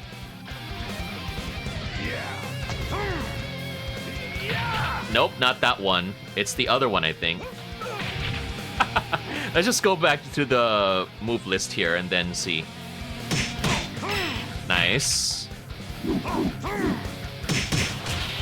Nice. Hammer kick. Body blow. Dragonfish blow. A little bit of Hajime no Ippo included, yes. Rolling back elbow. And then screw hook. Screw lariat. Lariat to! Elbow butt. Since when does your elbow have a butt? Be warned of the sneaky elbow fart. Yes, indeed. Quick shoulder. That's not a quick shoulder. Bro here trying to be like an NFL linebacker here. Wolves lariat. Whoops, sorry.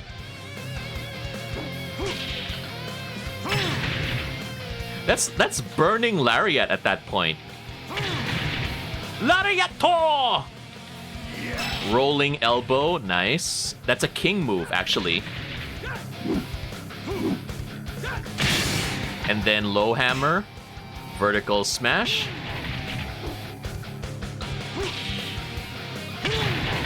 I thought that was correct. And then reverse sledgehammer. Excuse me. He tripped you. Whoop! Sorry. Anyway, arrow knuckle, comet hook, knuckle part, and then grab during a counter hit, okay? Excuse me.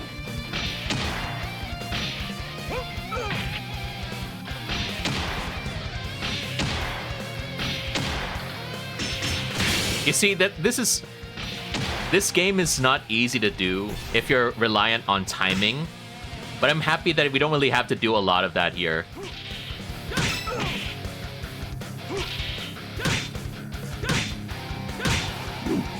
High kick, double high kick, classic.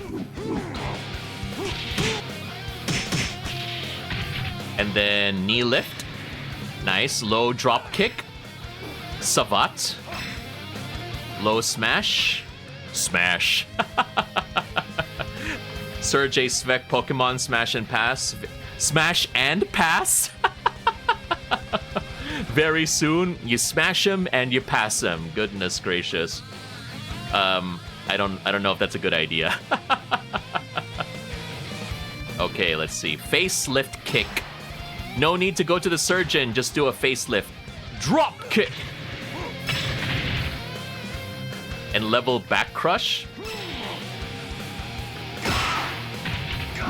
Oh, that's new, I don't think. Ogre slash. Ogres are like onions. Half Nelson suplex. Ooh, that's nice. I never landed that before. Nice.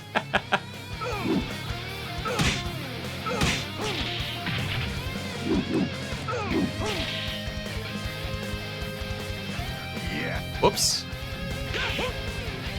Oh, I can finally land that thing. The timing is not so strict. Okay.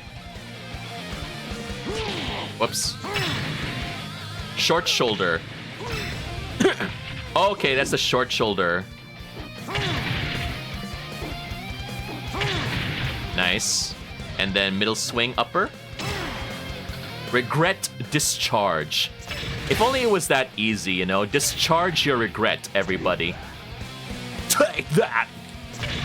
Sure you can! Mow down chop. Pounding elbow. Whoops, sorry.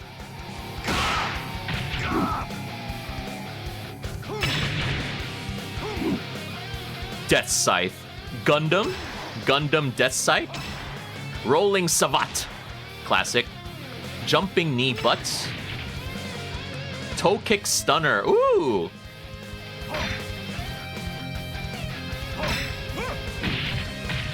A stunner!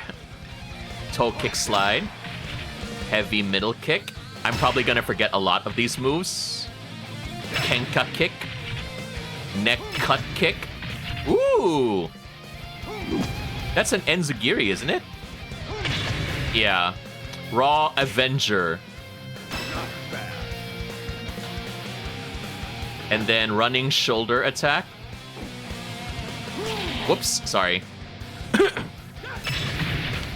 Nice. Missile kick.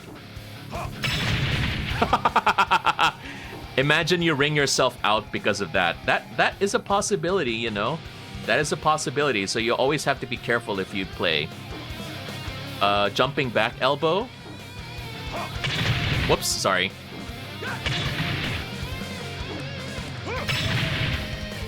Okay, heavy toe kick. Got your toes. Toe kick stunner. Nice. I feel proud if I'm able to hit these moves. It's like, yes, I can finally play. I can finally play, yes.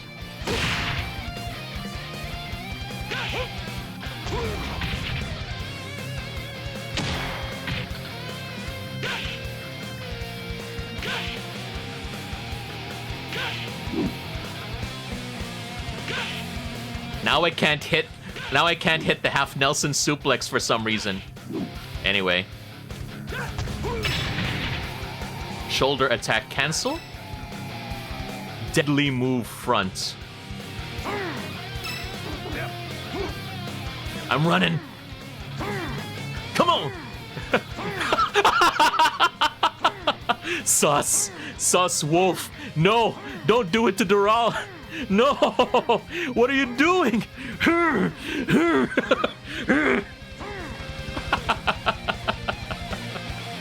Oh my goodness. Anyway. Wolf really want to get that. Oh my god. Wolf, she's a rock. I don't think that's possible, bro. Deadly move back. Okay. Deadly move. If you see me hip thrusting in match, that's unintentional, okay? I'm trying to do his dashes. I'd like to establish that now.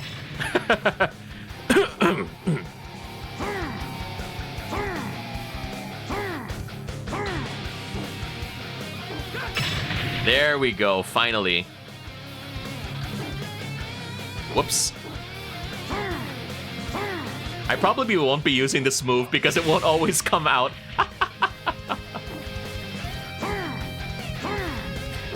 Wolf, stop hip thrusting.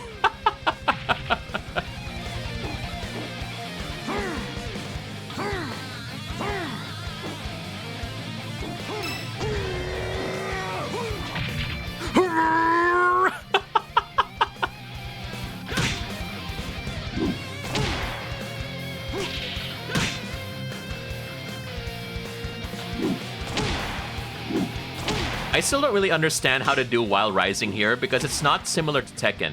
In Tekken, if you do while rising, it's you crouch and then you let go and press punch. But here, you have to do it while you're jumping at the same time, so it's tricky. So if you jump, again, you have to press guard. Otherwise, if you press up or down, it's just sidestep. So you have to press guard and to jump and then that.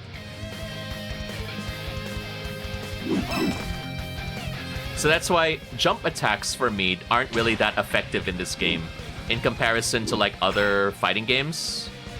Rolling hammer, back middle hammer, back kick.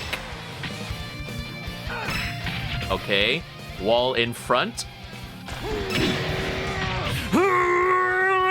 He's like a car revving engine, my goodness.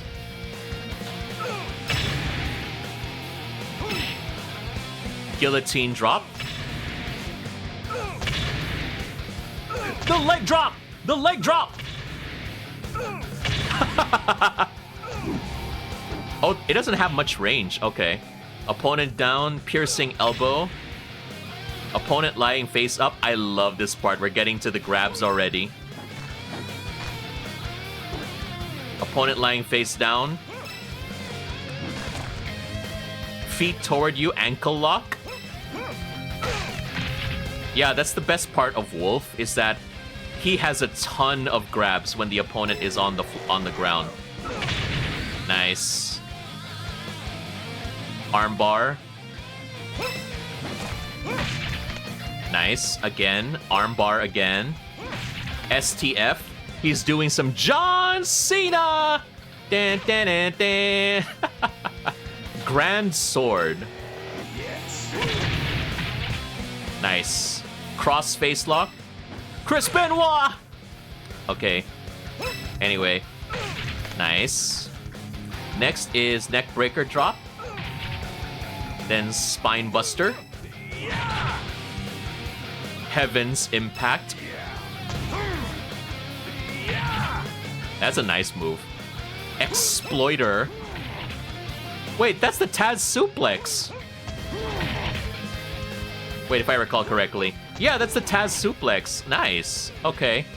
I'm trying to remember all of my WWE wrestling terminology here. That's why I like Wolf also, because it lets me nerd out a bit. Giant swing, classic. I still don't understand what the fastest input means here.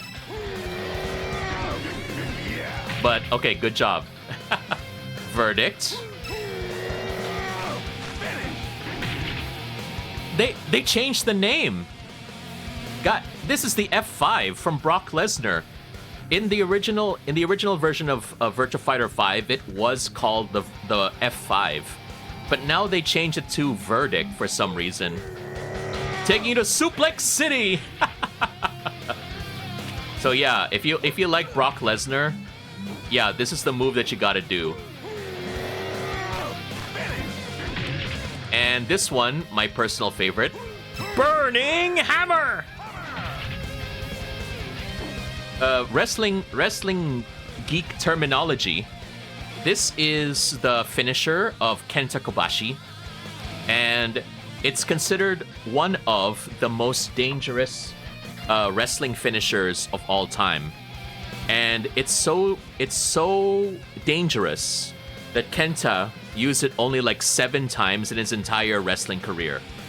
It's also because, like in Japanese pro wrestling, they have like different levels of finishers.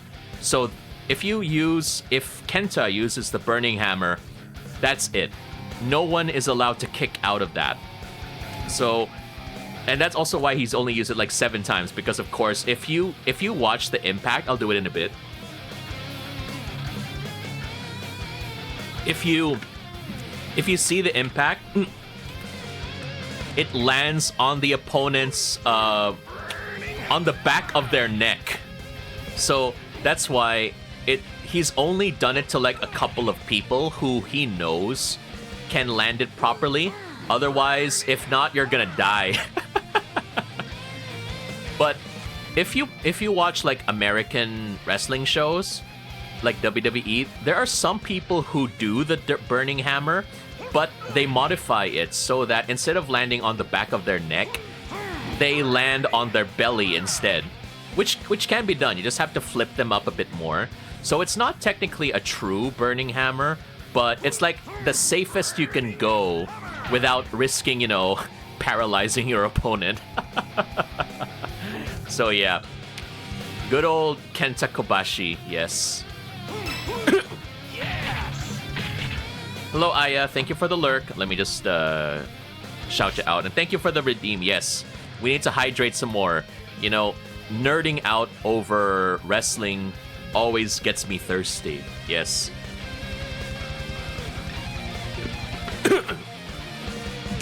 Wolf has so many grabs in this game that I can actually, play matches with just grabs. Wait, did he change it? Wait, did they change the... Oh, they did! They did! Okay, so for those who don't know, if you press forward grab, you do your spine buster, right? But in the original version of VF5, if you do that, you can go into your catch. So they changed the command of catch here. So if you do catch, you can do a lot more grabs from here, as you can see. For example, I'm trying to remember, but yeah, we'll probably get to the stuff there. Anyway, Shining Wizard. Oh, the shotgun chop. Yes, Ric Flair, baby. Yeah. Woo, woo, woo.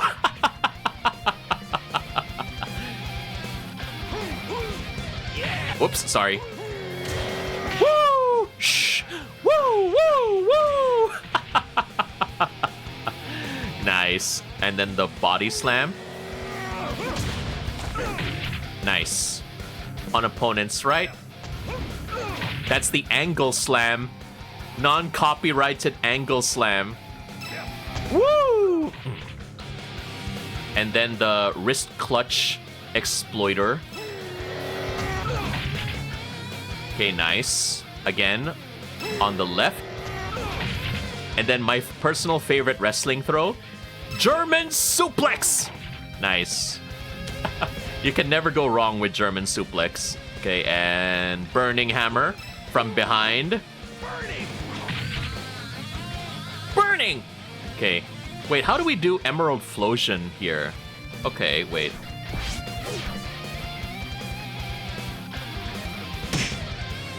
I know Emerald Flosion. Emerald Flosion is a finisher by if I recall, it's Mitsuharu Misawa, who is a Japanese wrestler as well. And related, Misawa is the guy that received the most burning hammers from Kenta Kobashi. I guess it's because they trusted Misawa to be the guy that they can reliably receive the burning hammer, like, without, dying. Yeah, it's, so yeah, this is his finisher. I don't know how we could do head collapse, but yeah. Nope, that's not what I wanted. But anyway, next move. Okay, next move. I don't know what head collapse is. Why don't you give me what I'm... There we go, okay. FFF. Final Fantasy 7.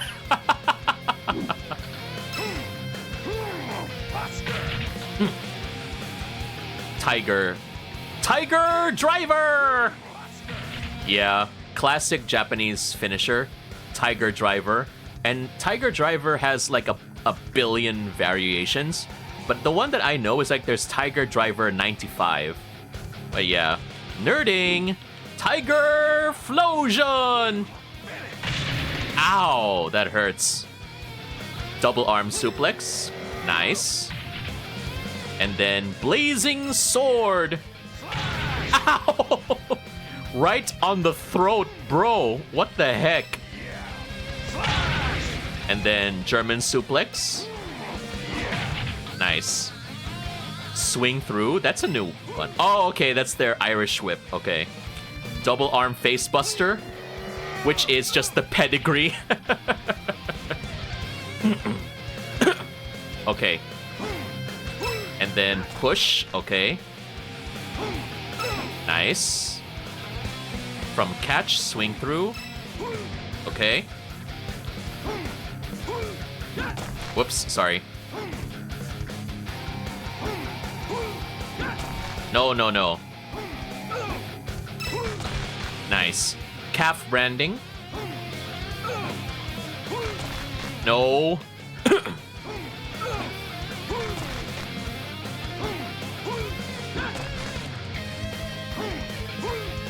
Yeah, it's a bit harder now compared to...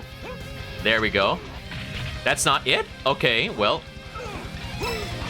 Whoa! Wow, calf branding is dangerous, bro. It used to be a lot faster in Vanilla Virtua Fighter 5, but now it's a lot slower.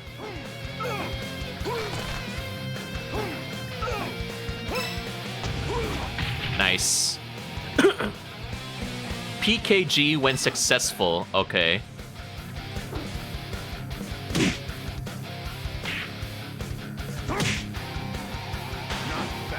DDT! Okay, then. Seventh fall! Nice. Then Jackhammer. Goldberg. Jackhammer! Nice. Okay. Nice. Oh! Ooh, Dragon Screw. Nice. Classic move. Okay, nice. So you really have to... The hip thrust is the way, everybody.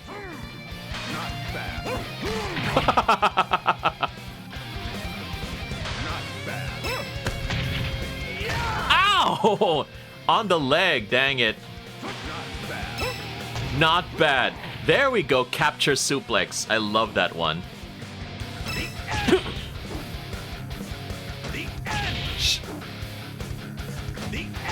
Shining Wizard!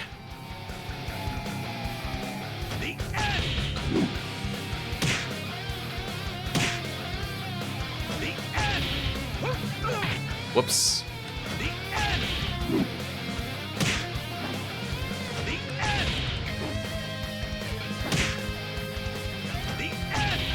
Alright, anyway, next move. So, forward PK. Oh, wait. Okay. Okay. Oh, yeah, that's his launcher. Okay. Reeker says, me asking what's the letter what's the letter after M? The N! I love that, Reeker, love it.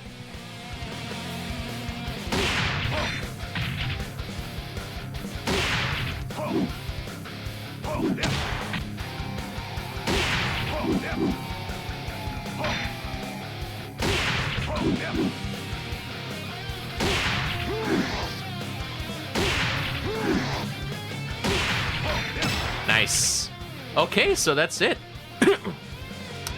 Let's just run a quick break, and let's see if we can do some... what's this? Ranked matches. I don't know if I'm gonna hate myself, but yeah, let's do that first.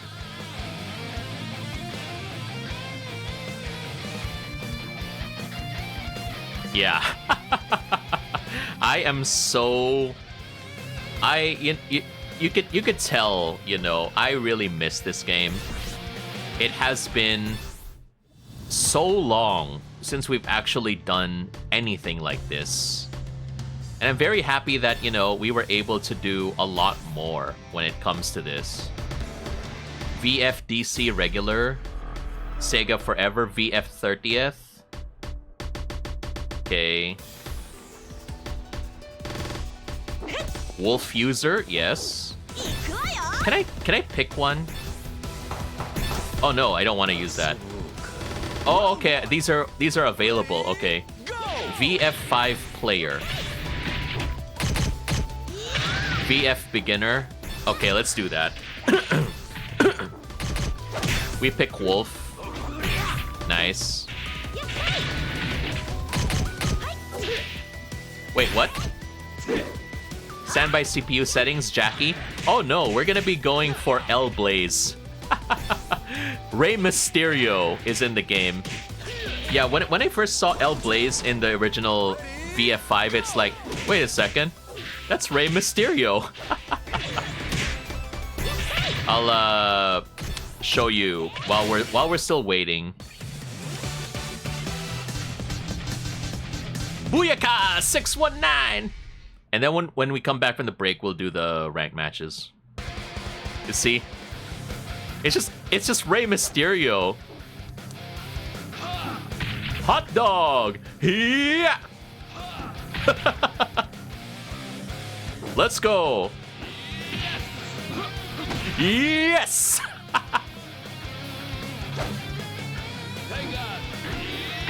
It's like this... I can never get over his lines. Hot dog, yes! All right.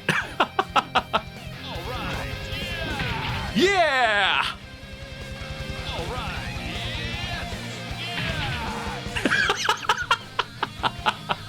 All right. Yes. Yes.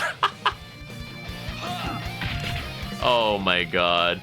L Blaze is very positive because he always says yes.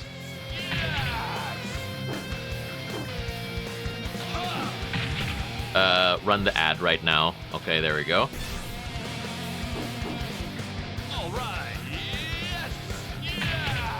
All right, and then next one.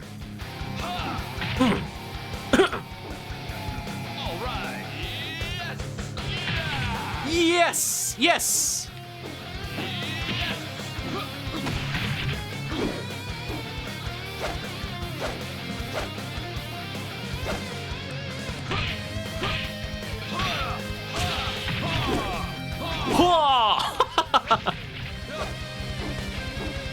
Yeah, if you wanna play like luchadors, you go ahead and play L Blaze.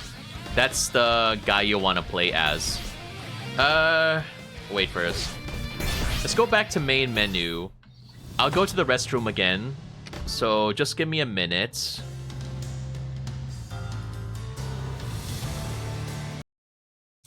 Yeah, we'll just do like one more game of words on stream first. And then I'll be right back, okay? Hold on.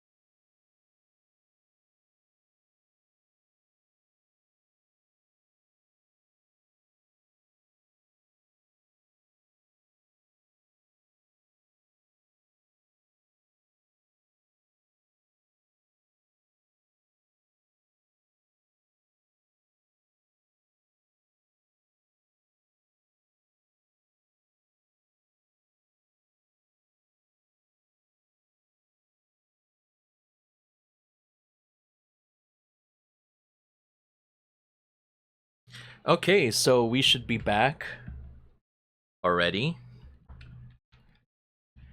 Okay, let's see.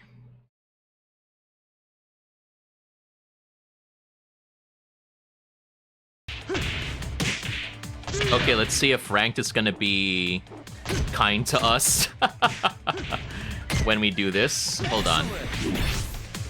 Sorry. I thought I put auto mute on. Okay, hold on. Alright, let's do this. Rank time. Okay. Similar rank. Yes, please. I don't want to fight Justin Wong right now. Thank you.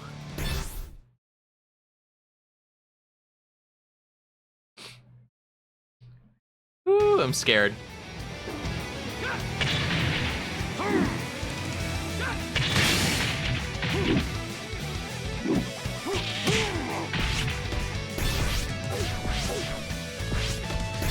Okay.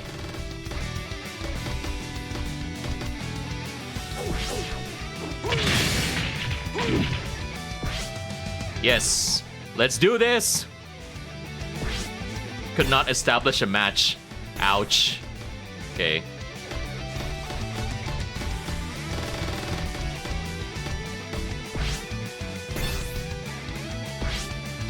What do you mean could not establish a match? What are you talking about?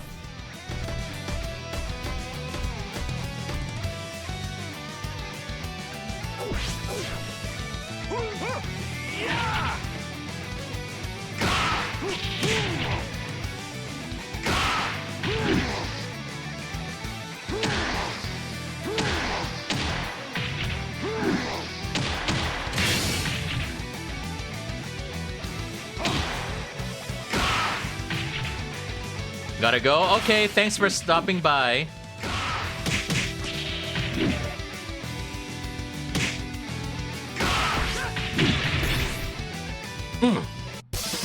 Here we go, let's go. It's Jackie. Okay, let's do this.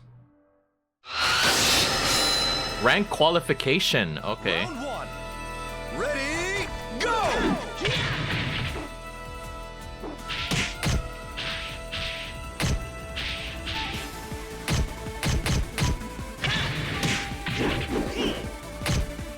Oh!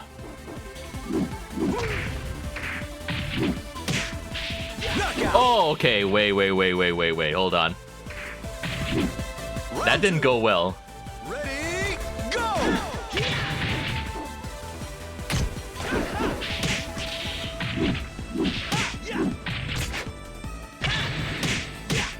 Okay, hold on.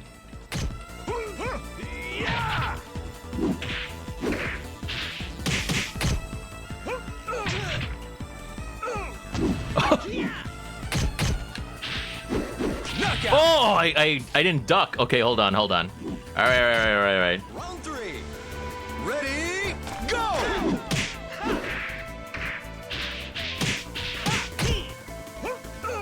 I should be leaning into my throws.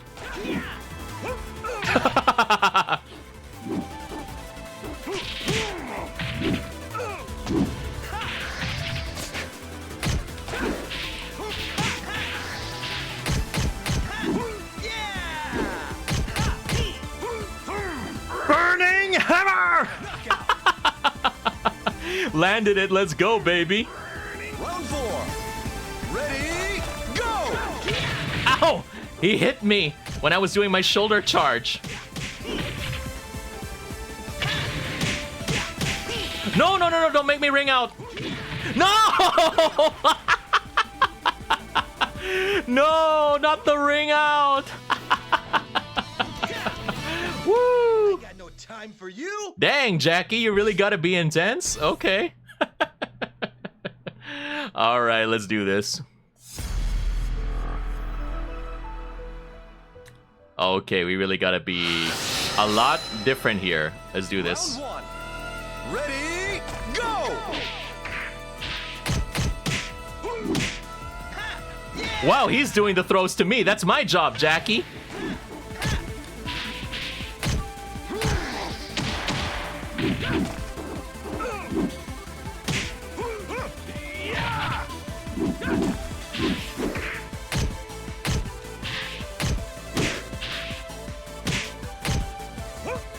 Knockout. All right.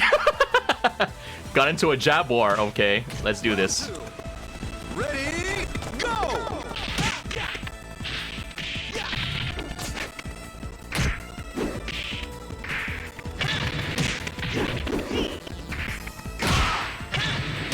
What? It didn't knock him up? Okay.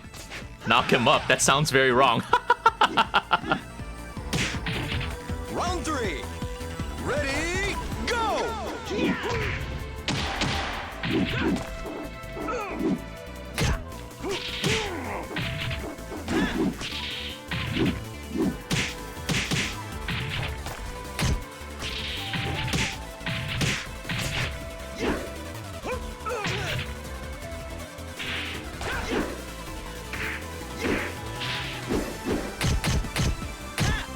Knockout. Woo! Let's go, let's go, let's go. One more round, one more round. Round 4. Ready, go. Whoa!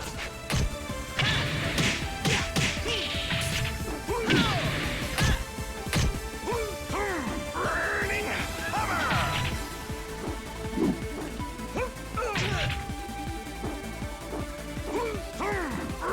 Yeah, let's go! Burning hammer twice, baby! Okay.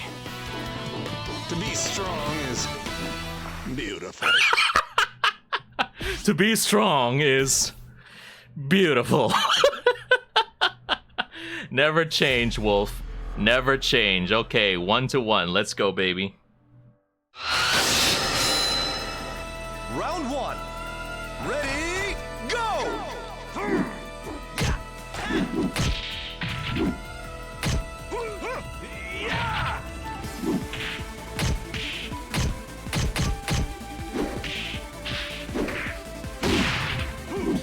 Oh, I forgot my grabs.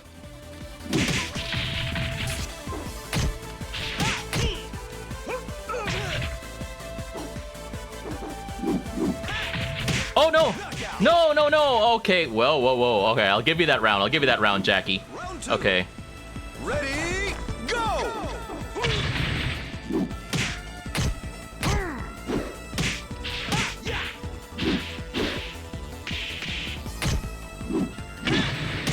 Oh, okay, okay. Whoa!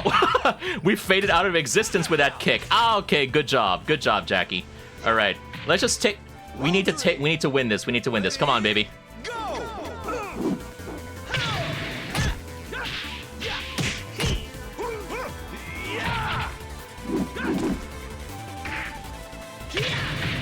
We both guarded at the same time.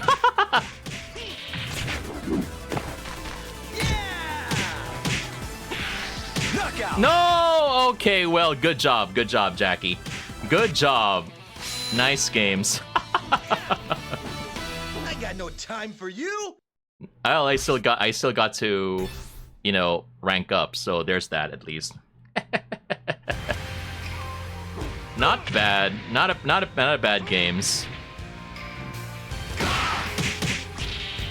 I need to use my launchers a bit more.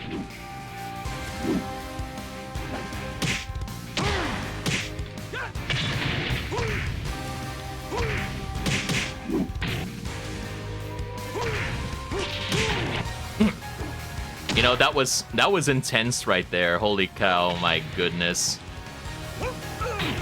I'm having fun, honestly. Maybe we have time for like a couple more matches and then we can wrap up. Oh, Jeffrey, another big strong guy. Let's see if we could get this done.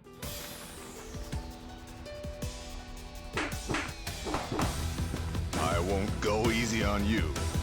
I'll take you down and take your name. Round 1. Take your name.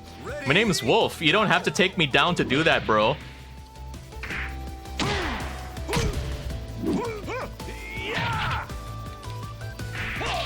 Oh, oh.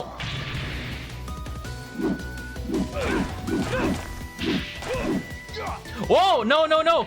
You see, he's also a grappler, so I understand the pain. I ran into the knee.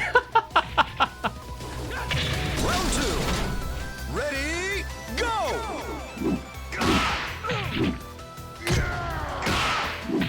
Oh no, he doesn't have air grabs. I forgot. Oh no! Not the not the go to sleep.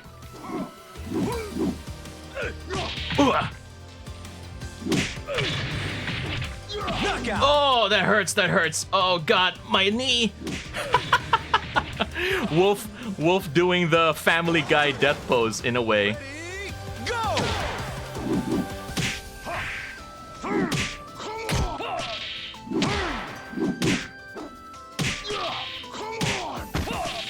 Whoa! I've never fought a Jeffrey before, so I have no idea what to do. But good job, Jeff. Good job, Jeff. Nice work, Jeff. Yes, you did, Jeff. Yes, you did.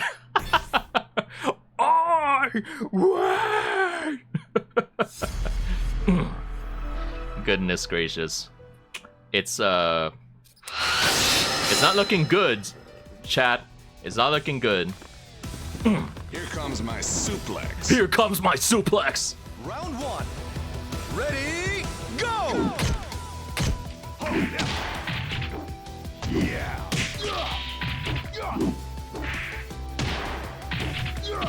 Ow.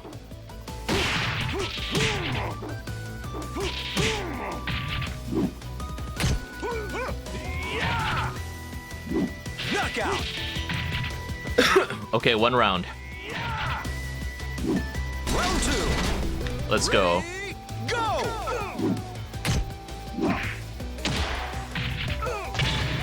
Nice. Ouch, ouch. Knockout! Woo! Okay. Let's do this. Can we take this back? Come on, baby. Ready, go!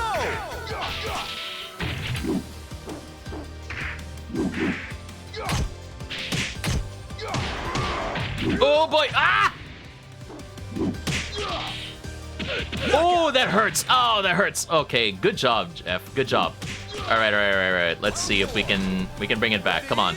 Go!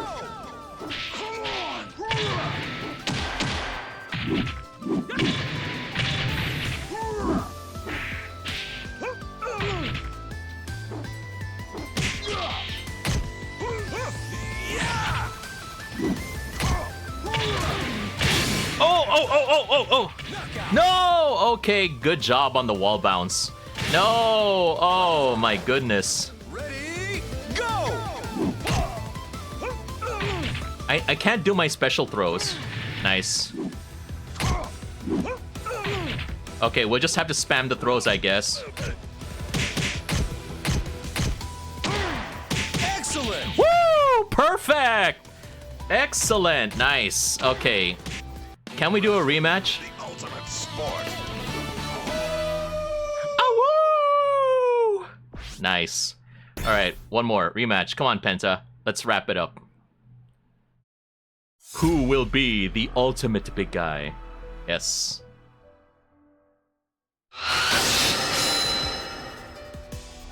Okay. Are you ready for this?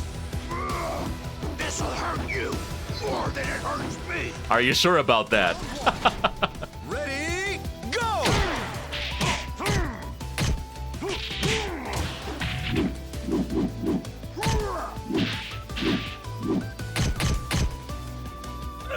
Whoa! Okay, he got the grabs first. Okay.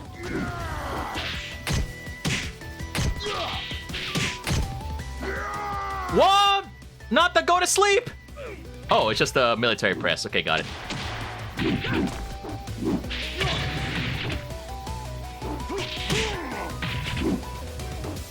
Knockout! Woo! Okay, nice. All right. Okay. Round 2. Ready, go!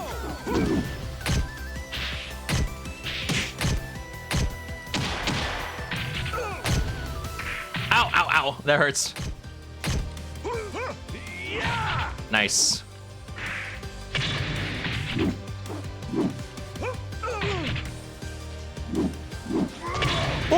Knockout. Reflex, like, get off me.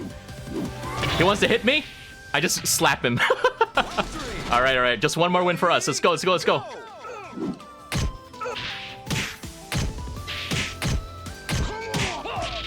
No, not that. Okay. Whoa.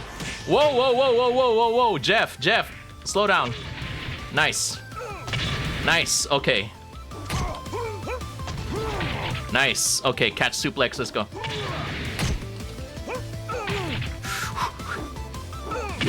Yes! The knee! The need for speed. Let's go, baby. Let's go. You won't stay on your feet when you fight me. Apparently, because we already won. All right, I think that's enough. We're gonna end on a win. I'm dirty like that, so let's just go. My goodness. All right, let's go ahead and wrap up.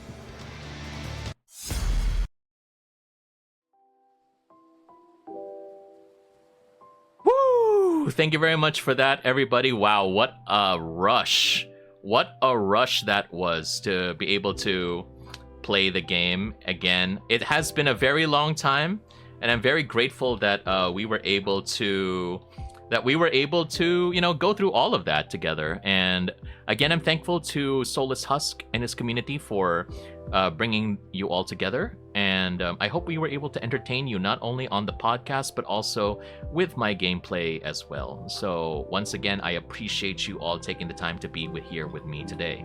If you want to get the VOD, it will be uploaded at the soonest possible time at my VODs channel. But we also have a main channel too. So eventually the podcast video will be available there, and also we might make some highlights from today as well. So go ahead and subscribe to me. I'm almost at 1,000 subscribers on my main channel, so feel free to go ahead and subscribe to me there, and hopefully we'll be able to meet you there in the future.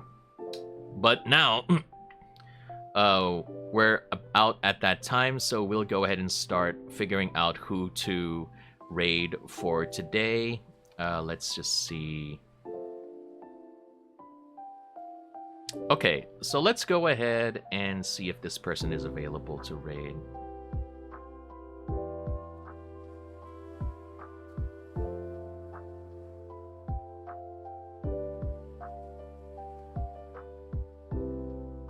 Okay, so there we go. Here's the raid message. So once again, thank you so much everybody for being a part of the stream, and I hope that we were able to bring a little more color to your day. Again, my name is Serjay, saying you take care, always stay safe, and keep the world turning. Bye now.